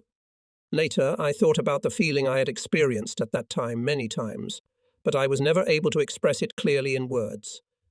We are all individualists, and it is impossible to describe that at some point one's own self becomes unimportant, dissolved into something incommensurably huge. We all offered prayers for the atonement of our sins. When at last we walked faster, it was already dawning. I was always afraid that we would have to stop again, but we did not slow down. Very often there were abandoned trucks covered with snow on the road. There was a rumor that the Germans kept us so long to use us as a kind of shield while they tried to breathe life into these vehicles. The main part of the German column was far ahead. January 16. The day had not yet begun when we crossed the abandoned Russian positions. Everywhere. In the gun pits on the road, in general, wherever you look, lay the bodies of Russian soldiers. They had already frozen, turned into blocks of ice. Some of them were in very strange poses. One, for example, had his legs bent as if he were on his knees, and his arms outstretched as if he were aiming a gun at someone. But only he was lying on his side and had no weapon in his hands. On all sides of the snow could be seen the tracks left by the tracks of heavy tanks. And the road went uphill. This section we overcame almost running. In an abandoned German truck lay a wounded German, a large, fair-haired and blue-eyed Irian. He scrutinized everyone who ran by and looked into the truck. The guy was wearing a new white uniform. Who knows with what mood he had put on that garment as recently as this morning. Now it wouldn't be hours before it became his shroud. Move. Keep moving.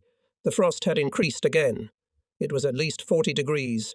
Snow covered our faces. Crusts of ice froze on our helmets near our nostrils. The road went up. Shots were heard ahead. Somewhere nearby there was a battle. The time was nearing noon. The road passed over a small hillside and went downhill again. Up and down, up and down. It was like a roller coaster. This terrain was to continue all the way to Belovsk. One could see that far below. The village huts pressed on both sides of the road. The ones nearest to it were burning. Between them was a Russian grenade launcher, which was shelling the column on the opposite slope, where the Germans and the Torino division were now. There was return fire from the column. We would have to pass through this village. We listened to the bursts of Russian machine guns. Almost all the Italians who had guns were walking at the head of the column. The Germans had promised to put 2 battalions in the rear guard, but had not done so. They may not have had enough men, though. Antonini and I marched at the head of Pasubio's division. At first, the seniors were careful that Pasubio's soldiers did not mix with Torino's soldiers. But when our part of the column opened fire from machine guns, no one could no longer hold the soldiers, and they rushed headlong down the slope. Whoever ran faster, the one who got ahead. Now the whole column was running, and it was pointless to try to establish order. Antonini and I tried to keep together. Below everything was covered with thick smoke. Russian Katyusha were firing. The shells exploded on both sides of the road, but, surprisingly, none of them fell on it, so people were not hurt. After a while, we heard the familiar sound again, followed by a series of explosions, this time on the right side of the road. Underflight. Most of all, I was afraid that the cursed witch Katyusha would come to the column from behind and scour it with fire. That's when no one would feel bad. Another shell hit a truck that had stalled at the foot of the hill. Several men fell to the ground. In our part of the column, almost no one had weapons. We also lacked discipline. Only the pitiful remnants of Russians who had managed to slip away from the Germans could hide between the houses. But for us, thousands of unarmed people, they posed a serious threat. Panic cannot be overcome. Fear is a normal expression of the human instinct for self-preservation.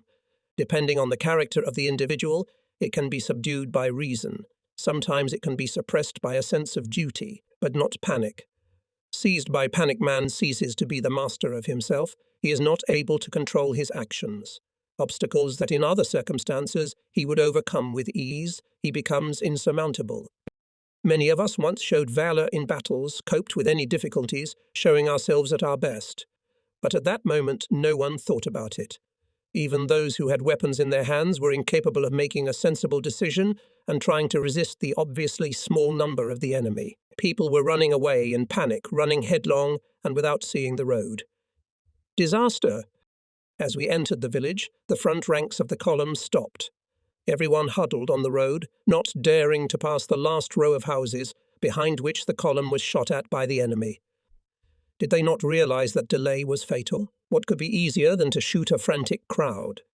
I shouted at the top of my voice, "Go on, or it'll be too late." Little by little, the people moved forward. We walked down the white snow-covered slope. Not a speck of it was visible anywhere on all sides. My only desire at that moment was to get away quickly. We were the perfect target here. Every second I was waiting to die.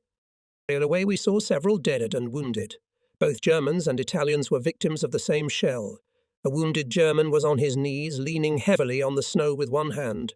With the other he was reaching out to us as if calling for someone to take his hand and lead him. The Italian lying in the snow also looked at us with frightened, widened eyes. In a trembling voice he kept repeating, "Signor?"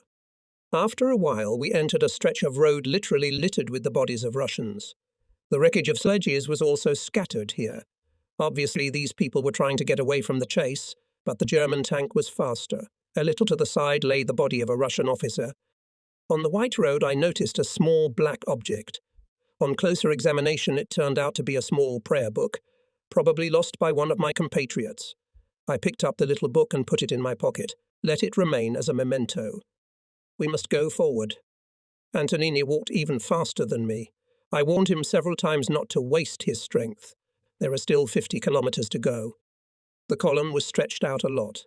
Behind us it was black, in front black and white. We began to catch up with the Germans. On the side of the road stood abandoned German trucks, turning back and looking from above at the village through which the column was still passing. We could see that small figures of men dressed in khaki were moving behind the houses on the left. There were no more than 20 of them. They were Russians who must have watched our escape with considerable surprise.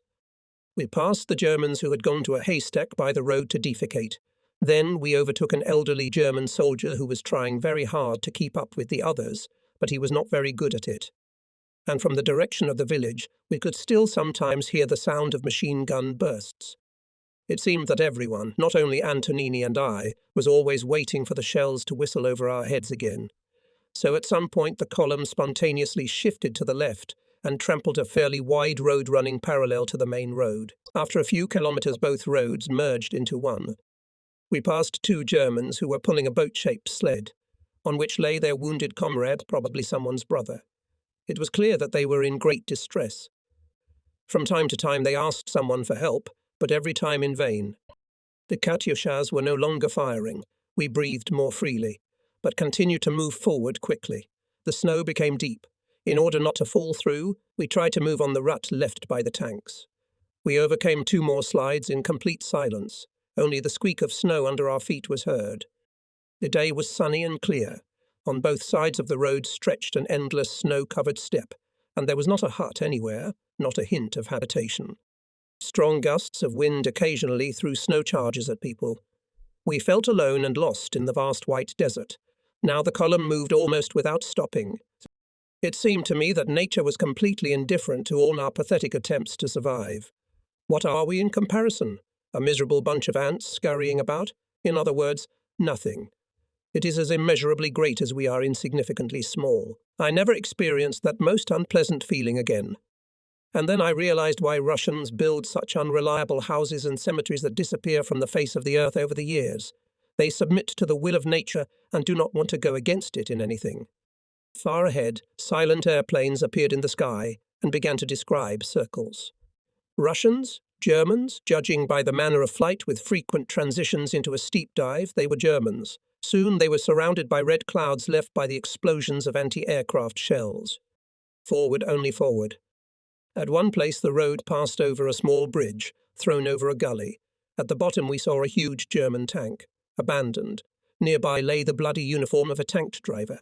On the roadside near the bridge stood a German anti-tank gun, staring at the tank with its formidable muzzle. No one was visible near it.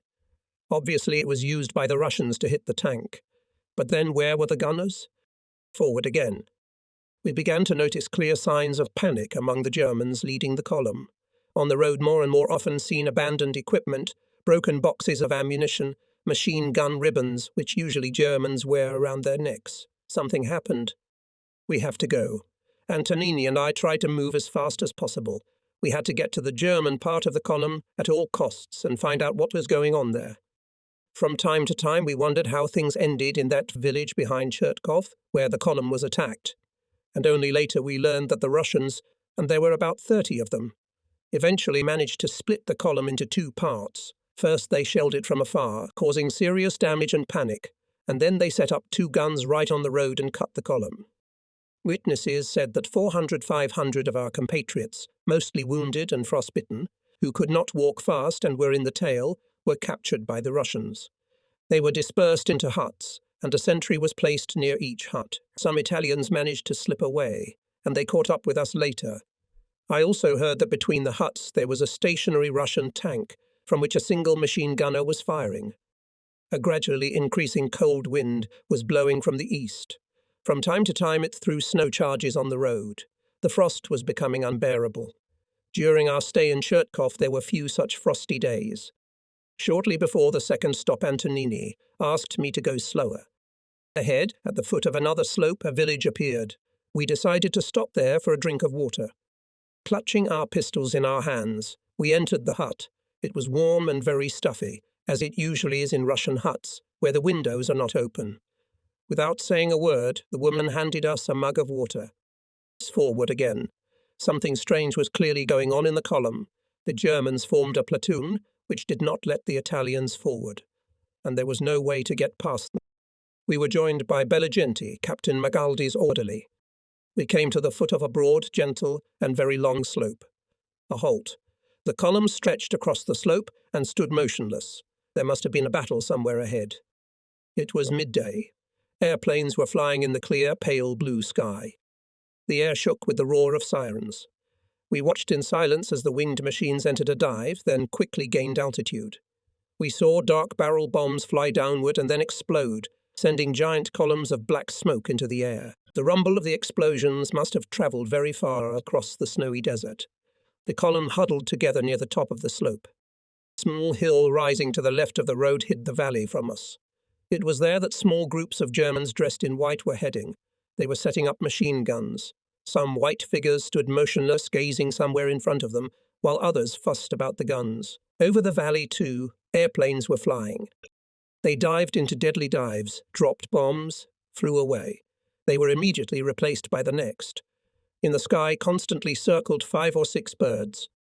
Here, on the new line of fortifications formed recently, the Russians, having found that we left Chertkovo, transferred significant forces. In addition, they hid 4 tanks and an armoured car between the huts. When the vanguard forces of the Germans had already passed most of the village and opened fire in the hope of breaking through the line of fortifications, Russian tanks appeared from their hiding places and raced straight at the column, sweeping away everything in their path. The German troops scattered at first, but very soon news of the attack spread throughout the column, and 4 tanks immediately returned. Undermining under themselves and their own infantry, they rushed at the Russians. A lightning battle ensued. All Russian tanks were hit. An armoured car tried to escape, but was overtaken by German tank fire. One of the Russian tanks was taken in tow as a war trophy. The column set off again. I was told that the very airplanes diving over the valley later chased the rest of the enemy tanks for a long time, preventing them from bypassing us and attacking from behind. I don't know the people from whom I heard this too well, so I can't vouch for the accuracy of the information, but I believe it is quite reliable. Now a crowd of people was rushing up the slope. The Italian column had once again ceased to be a military unit. It had become a collection of frightened people, unable to control their actions. Slowly swirling snowflakes glistened and shimmered under the winter sun. Suddenly shells sprinkled into the sea of people. Only one mortar was firing, and it was of a small caliber. But when a shell hits a dense crowd, every shrapnel is sure to find its victim. I myself saw the top half of a man's head flying in the air with his hair fluttering in the wind. The planes picked up a Russian mortar. 2 pickets, 4 bombs, and the ravine where it was hidden turned out to be torn apart by the explosions. Many years later, a USU junior lieutenant told me that one of the shrapnel had neatly cut off his soldier's balls. The unlucky kid tightly bandaged the wound, picked up the eggs lying on the snow, put them in his pocket and went on. In Belovodsky approached the UUE and showed him the still bleeding wound and the shriveled and blackened testicles lying in the palm of his hand among the crumbs of biscuit. The poor man was very interested in whether he could have them sewn back on at the hospital. At last we reached the top of the slope and were able to see the village where the battle was going on. Antonini had cheered up a little and was now walking quite fast, holding on to the harness of the horse walking beside him. I was very tired, but I tried to keep up my pace. I was very much afraid that the unprotected rearguard could at any moment be attacked by Russian tanks. And here in front of us the first huts. And the snow, dead Germans. Nearby burned enemy tanks. Little ahead, buried in the snow, a Russian tank. It was so deep that only the top of the gun turret was visible above the snowdrift. Behind it hid the very malicious mortar that was firing on the column. Several huts were burning. Their walls were licked by red flames that seemed surprisingly bright against the white snow. On the side of the road, a Russian old man with a long white beard was stubbornly trying to douse his burning house with water. Not realizing the futility of his actions, he again and again dragged water from the well and splashed it on the fire. Obviously, he had to do something to keep from going mad. And high in the sky the airplanes were roaring, making their dizzying peaks. At the end of the village we saw many bodies of Russian soldiers. One of them was wearing an Italian fur coat. We passed Lieutenant Mastri, who had already fully recovered. He was walking along with a small group of officers led by Major W. I wanted to join them, but Antonini did not agree. In this village the horse that was carrying Lieutenant Zanetti had fallen. Convinced of the futility of trying to walk on the gangrene-stricken Yogi, Zanetti asked some of the soldiers to take him to the nearest hut and leave him there. But he could not wait quietly for death. After a while he left the hut and followed the column on all fours. Looking ahead, I will say that he survived, but lost both his legs. Later I learned that Candela also had to overcome most of the way on foot, and he was seriously frostbitten. And Lugarezzi and his faithful orderly Baza, both seriously frostbitten, followed the column for interminably long hours. They were surrounded only by a vast, snow-covered plain and silence, occasionally broken by the ominous howling of the wind. Leaving the village behind, we came to a long, shallow gully. The bodies of dead Russian soldiers were often found in it, too. German tanks had ploughed the snow here. Suddenly 3 airplanes appeared on the right. They clearly held a course for the head part of the column, hidden from us by tall vegetation. Were they Russians or Germans? From afar it was impossible to make out. Soon we received an exhaustive answer to our question. Airplanes flew over the column, pouring machine gun fire from above. People hid wherever they could. I fell to the ground and crawled away from the road. When the planes flew over our heads, Antonini and I got to our feet. We were fortunate that the Russians were completely untalented aviators. Shooting at the unarmed column, they managed to kill only 1 man. A long halt. It was getting dark. The wind, which during the day had been growing weaker and weaker again, and constantly changing direction, was now blowing from the south, but it was no warmer, and it was penetrating to the bones. I tirelessly stomped my feet, jumped up and down, and sometimes ran on the spot to stay warm. I should have taken advantage of the stop to get some refreshment. I had some galettes and canned meat with me, but the meat had turned into a lump of ice, from which I was able to break off only a few small fragments with a paint knife. Then we tried to bring at least some semblance of order to the column, and again to divide the huddled men into Torino and Pasubio. But we quickly realized it was useless. We were joined by Junior Lieutenant Conti, with whom we lived in Chertkov in one hut. To escape the cold, we, like many around us, sat tightly pressed together and covered ourselves with my blanket on top. It didn't help much. Not far away, I heard an unfamiliar voice speaking in an old Milanese dialect. I could hardly believe my ears. It was so strange to hear my mom's voice in this horrible place, when she used to sing us lullabies and we were still children. I felt so sad, tears came to my eyes. No, we can't relax. This is not the time. Why did the stop take so long? How much longer do we have to go? And is it true that we have to get to the surrounded German garrison and help him break through the ring? Soon the frost was becoming intolerable. Although we could hardly keep on our feet from fatigue, We were still forced to be constantly on the move. Our hopes were fading. We set off again when the sky ahead took on a threatening purple hue. The airplanes made farewell circles over the column and disappeared from sight. We had turned right and were now heading straight north. Why that way? Our route took us through a thicket of very tall dead grass. It seemed as if we were walking down a long corridor between two walls. There was the occasional sound of gunfire in the distance. We made a few more short stops, but on the whole the column went faster again. It was even possible to establish a relative order. A few sergeants from the Bersagliers had divided the men into Torino and Pasubio, and were now vigilant to make sure that the ranks did not mix again. To do this, they had to shout incessantly at the soldiers who did not want to obey discipline. Sometimes they even fired in anger in the air. The grass ended. In front of us was again a flat, snow-covered lowland. We walked on and kept looking to the west, expecting at any moment to see our lines of fortifications. But instead we were once again greeted by the famous Russian Katyushas. Their shells fell in the snow a little away from us, enveloping the column in clouds of golden smoke. So the enemy is waiting for us here too. We must go forward, and try not to think about anything. Antonini and I somehow imperceptibly crossed the demarcation line between Torino and Pasubio. I saw a few tiredly walking familiar officers. It was getting dark. We turned left. Our course now lay westward again. The column stretched, thinned, and finally broke up into several isolated groups. At the head were the Germans and part of the Italians, then, in some distance, Pasubio. In the tail of the column stretched a disorganized crowd of Italians, and the groups were separated by quite a long distance. If the tail of the column, consisting entirely of unarmed men, were attacked by the enemy, it is not difficult to suppose how the matter would end. We entered a village. I think it was Streltsovka. Now perhaps we all, not excluding the Germans, were like hackneyed nags. I asked Antonini to stay with Belligente for a while and catch my breath. I, on the other hand, intended to get to the beginning of the Italian column and try to clear up the situation.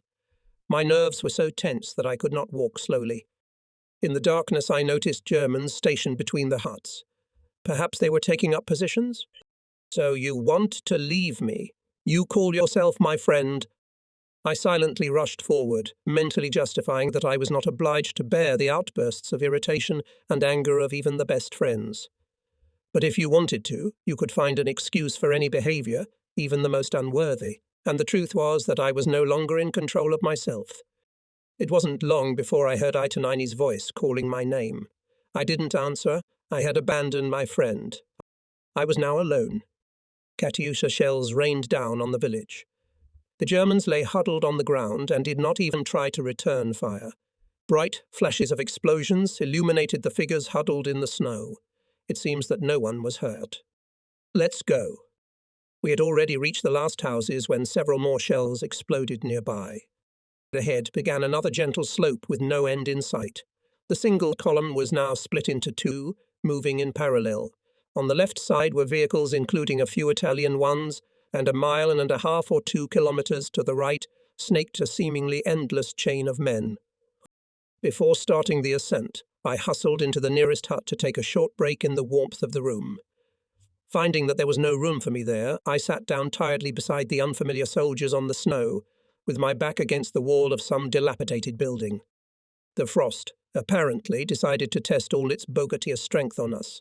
A few more minutes of immobility and I would never be able to get up. I started to climb in the column of transport.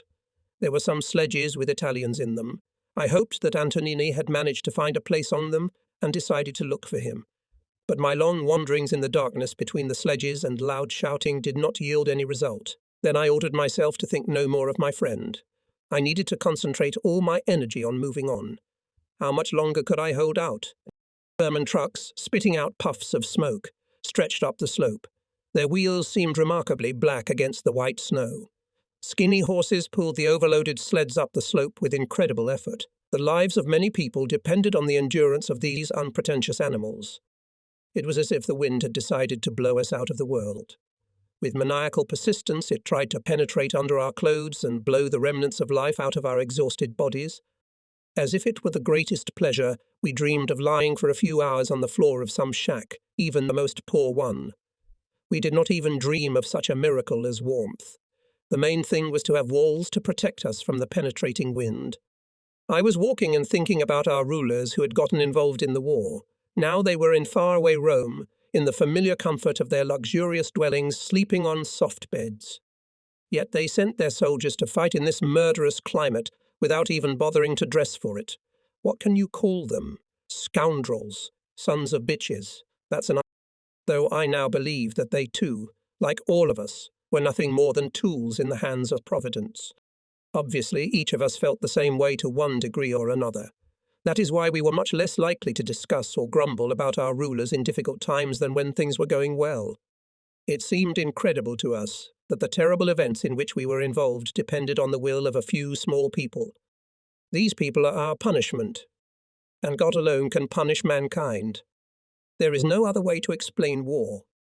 Even if we get through it and find a way to convey the real meaning of war to others, especially to the direct perpetrators, wars will still continue in the future against human logic.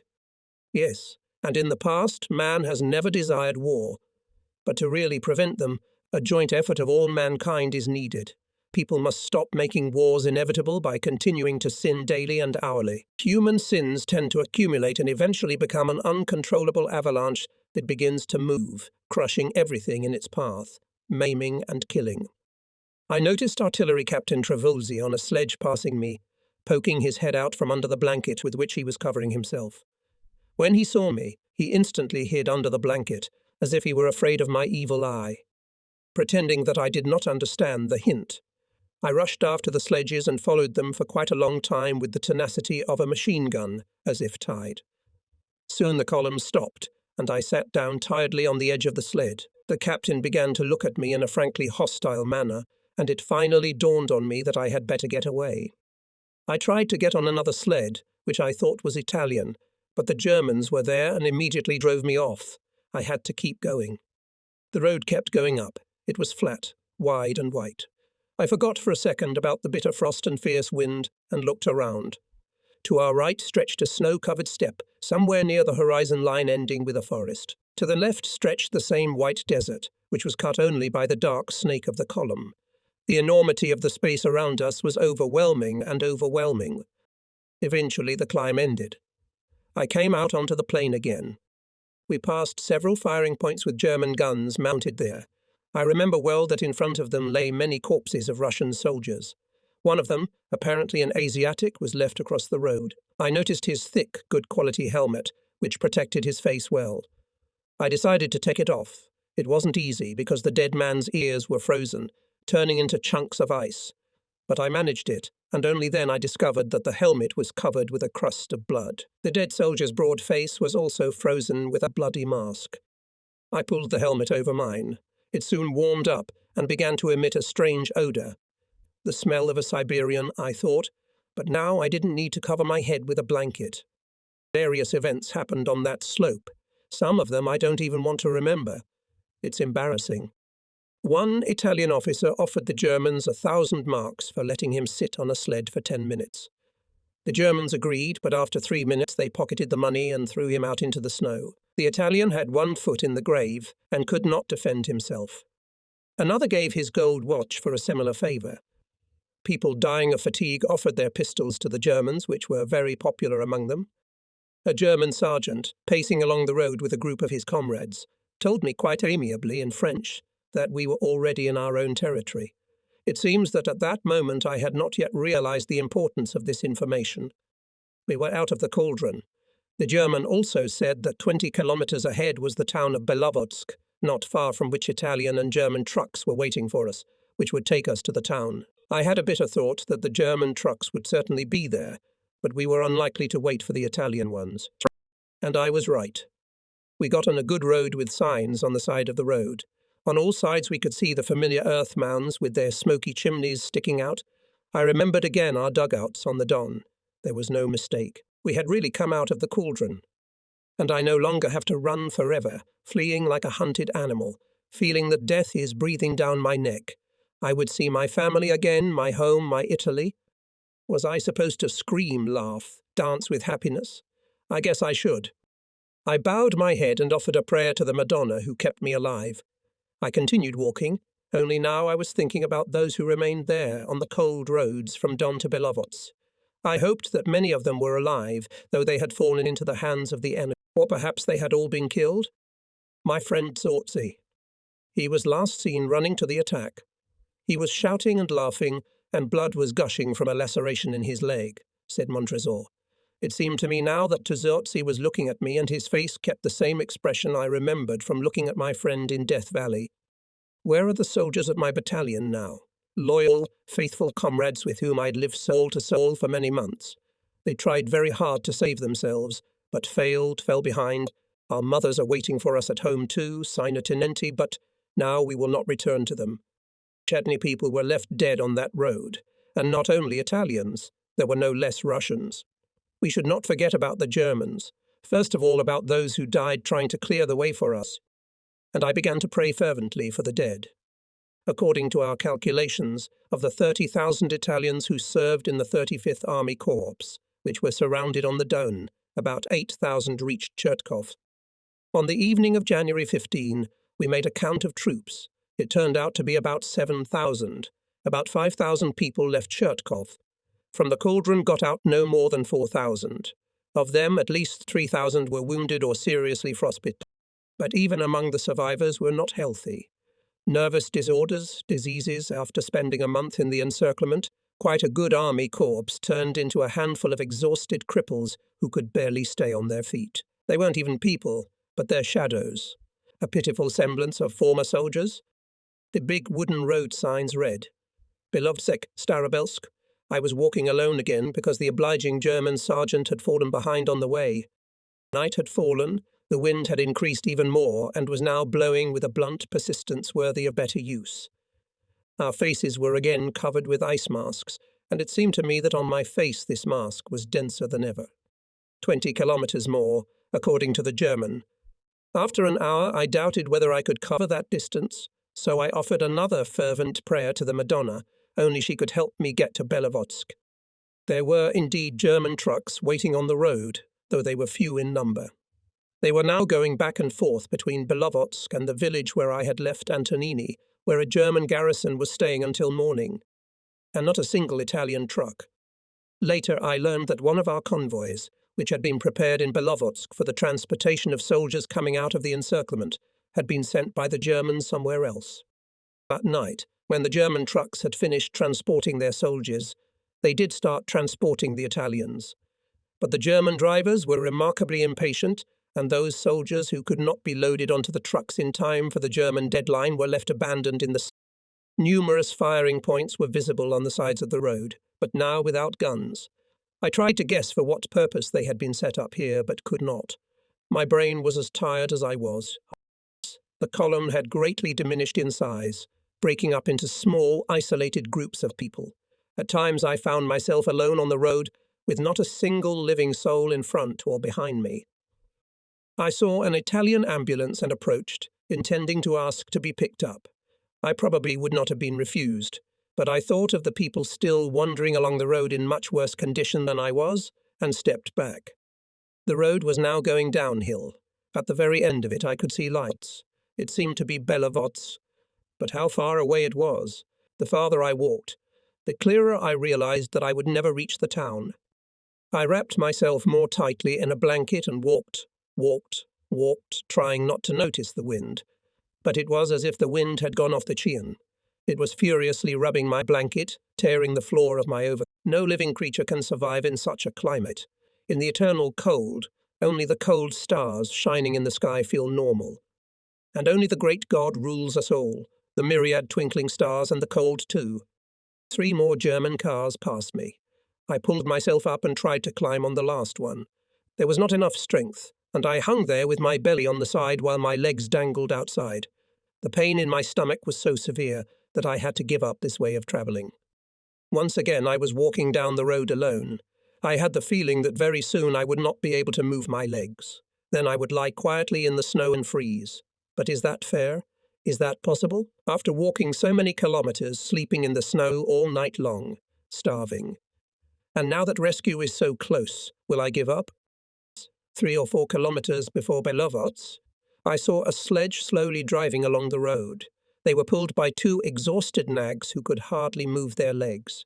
In the sledge were two frostbitten Italians and some boxes. I approached the driver, explained that I was an artillery officer, and asked him to make some room for me as I could go no farther. The charioteer replied that the horses were about to collapse from fatigue, and that if the sledge were loaded even little, they would not be able to move it. Not listening to the grumbling of the driver, I climbed on the sleigh, wrapped myself in a blanket, and prepared to make the rest of the way on the sleigh. In a few minutes I was already shaking so hard that the boxes I was leaning against were shaking, and the loud clattering of my teeth, I think, could be heard for many meters around. How I was shaking! We had to stop several times, because the load was spilling out onto the road. Not far from the road I saw a shack that the soldiers had set on fire on purpose to keep warm. Finally we entered the town. An abandoned factory came into view. The driver directed the sleigh there with determination and drove through the open gate. The first thing he did was to unharness the animals. We entered a wonderfully gloomy and dirty room, with neither windows nor doors, and through which the icy wind drove twigs of frozen straw. There was probably a warm room somewhere nearby, but I decided not to demand too much from life. I chewed the last crumbs of galette I found in my pocket and stretched out on the straw, covered with a blanket. My accidental companions were surprisingly generous and brought some more blankets for me from the sled. They also made a fire. Shivering from the cold and high temperature, I fell into sleep. It was the night of January 17. We came out of the encirclement. This is the end of my diary. But our ordeal was not over. From the northeast came the sounds of gunfire. Near the entrance to our frozen room, a ridden nag was struggling in its death throes. I don't know if that horse had brought me to town or if it had brought some other sleigh. I heard through my sleep that quite a number of them were coming.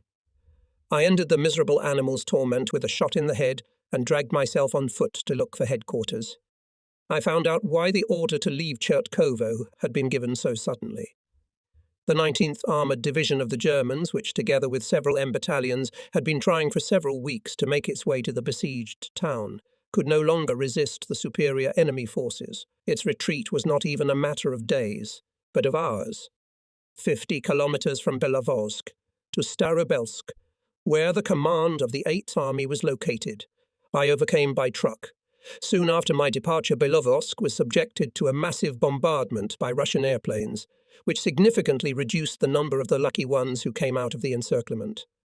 On the evening of the same day, January 17, the headquarters left Belovodsk in a hurry, without waiting for all those who had escaped the encirclement to be transported to Starobelsk. Many of them then left together with the Germans, but some of them did not have time and were captured by the Russians.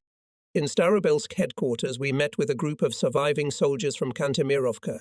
We learned that Kantemirovka and Milarovo were left at the same time with Chertkov. In the first case, airplanes were used, which at a certain point could no longer land, because the last German troops defending the airfield defeated the Russians, and from Milarovo people went out through a corridor held for them by armoured forces on enemy territory. Halfway between Starobelsk and Voroshilovgrad, we were stuck for a day in the village of Novi Dar because of snowdrifts.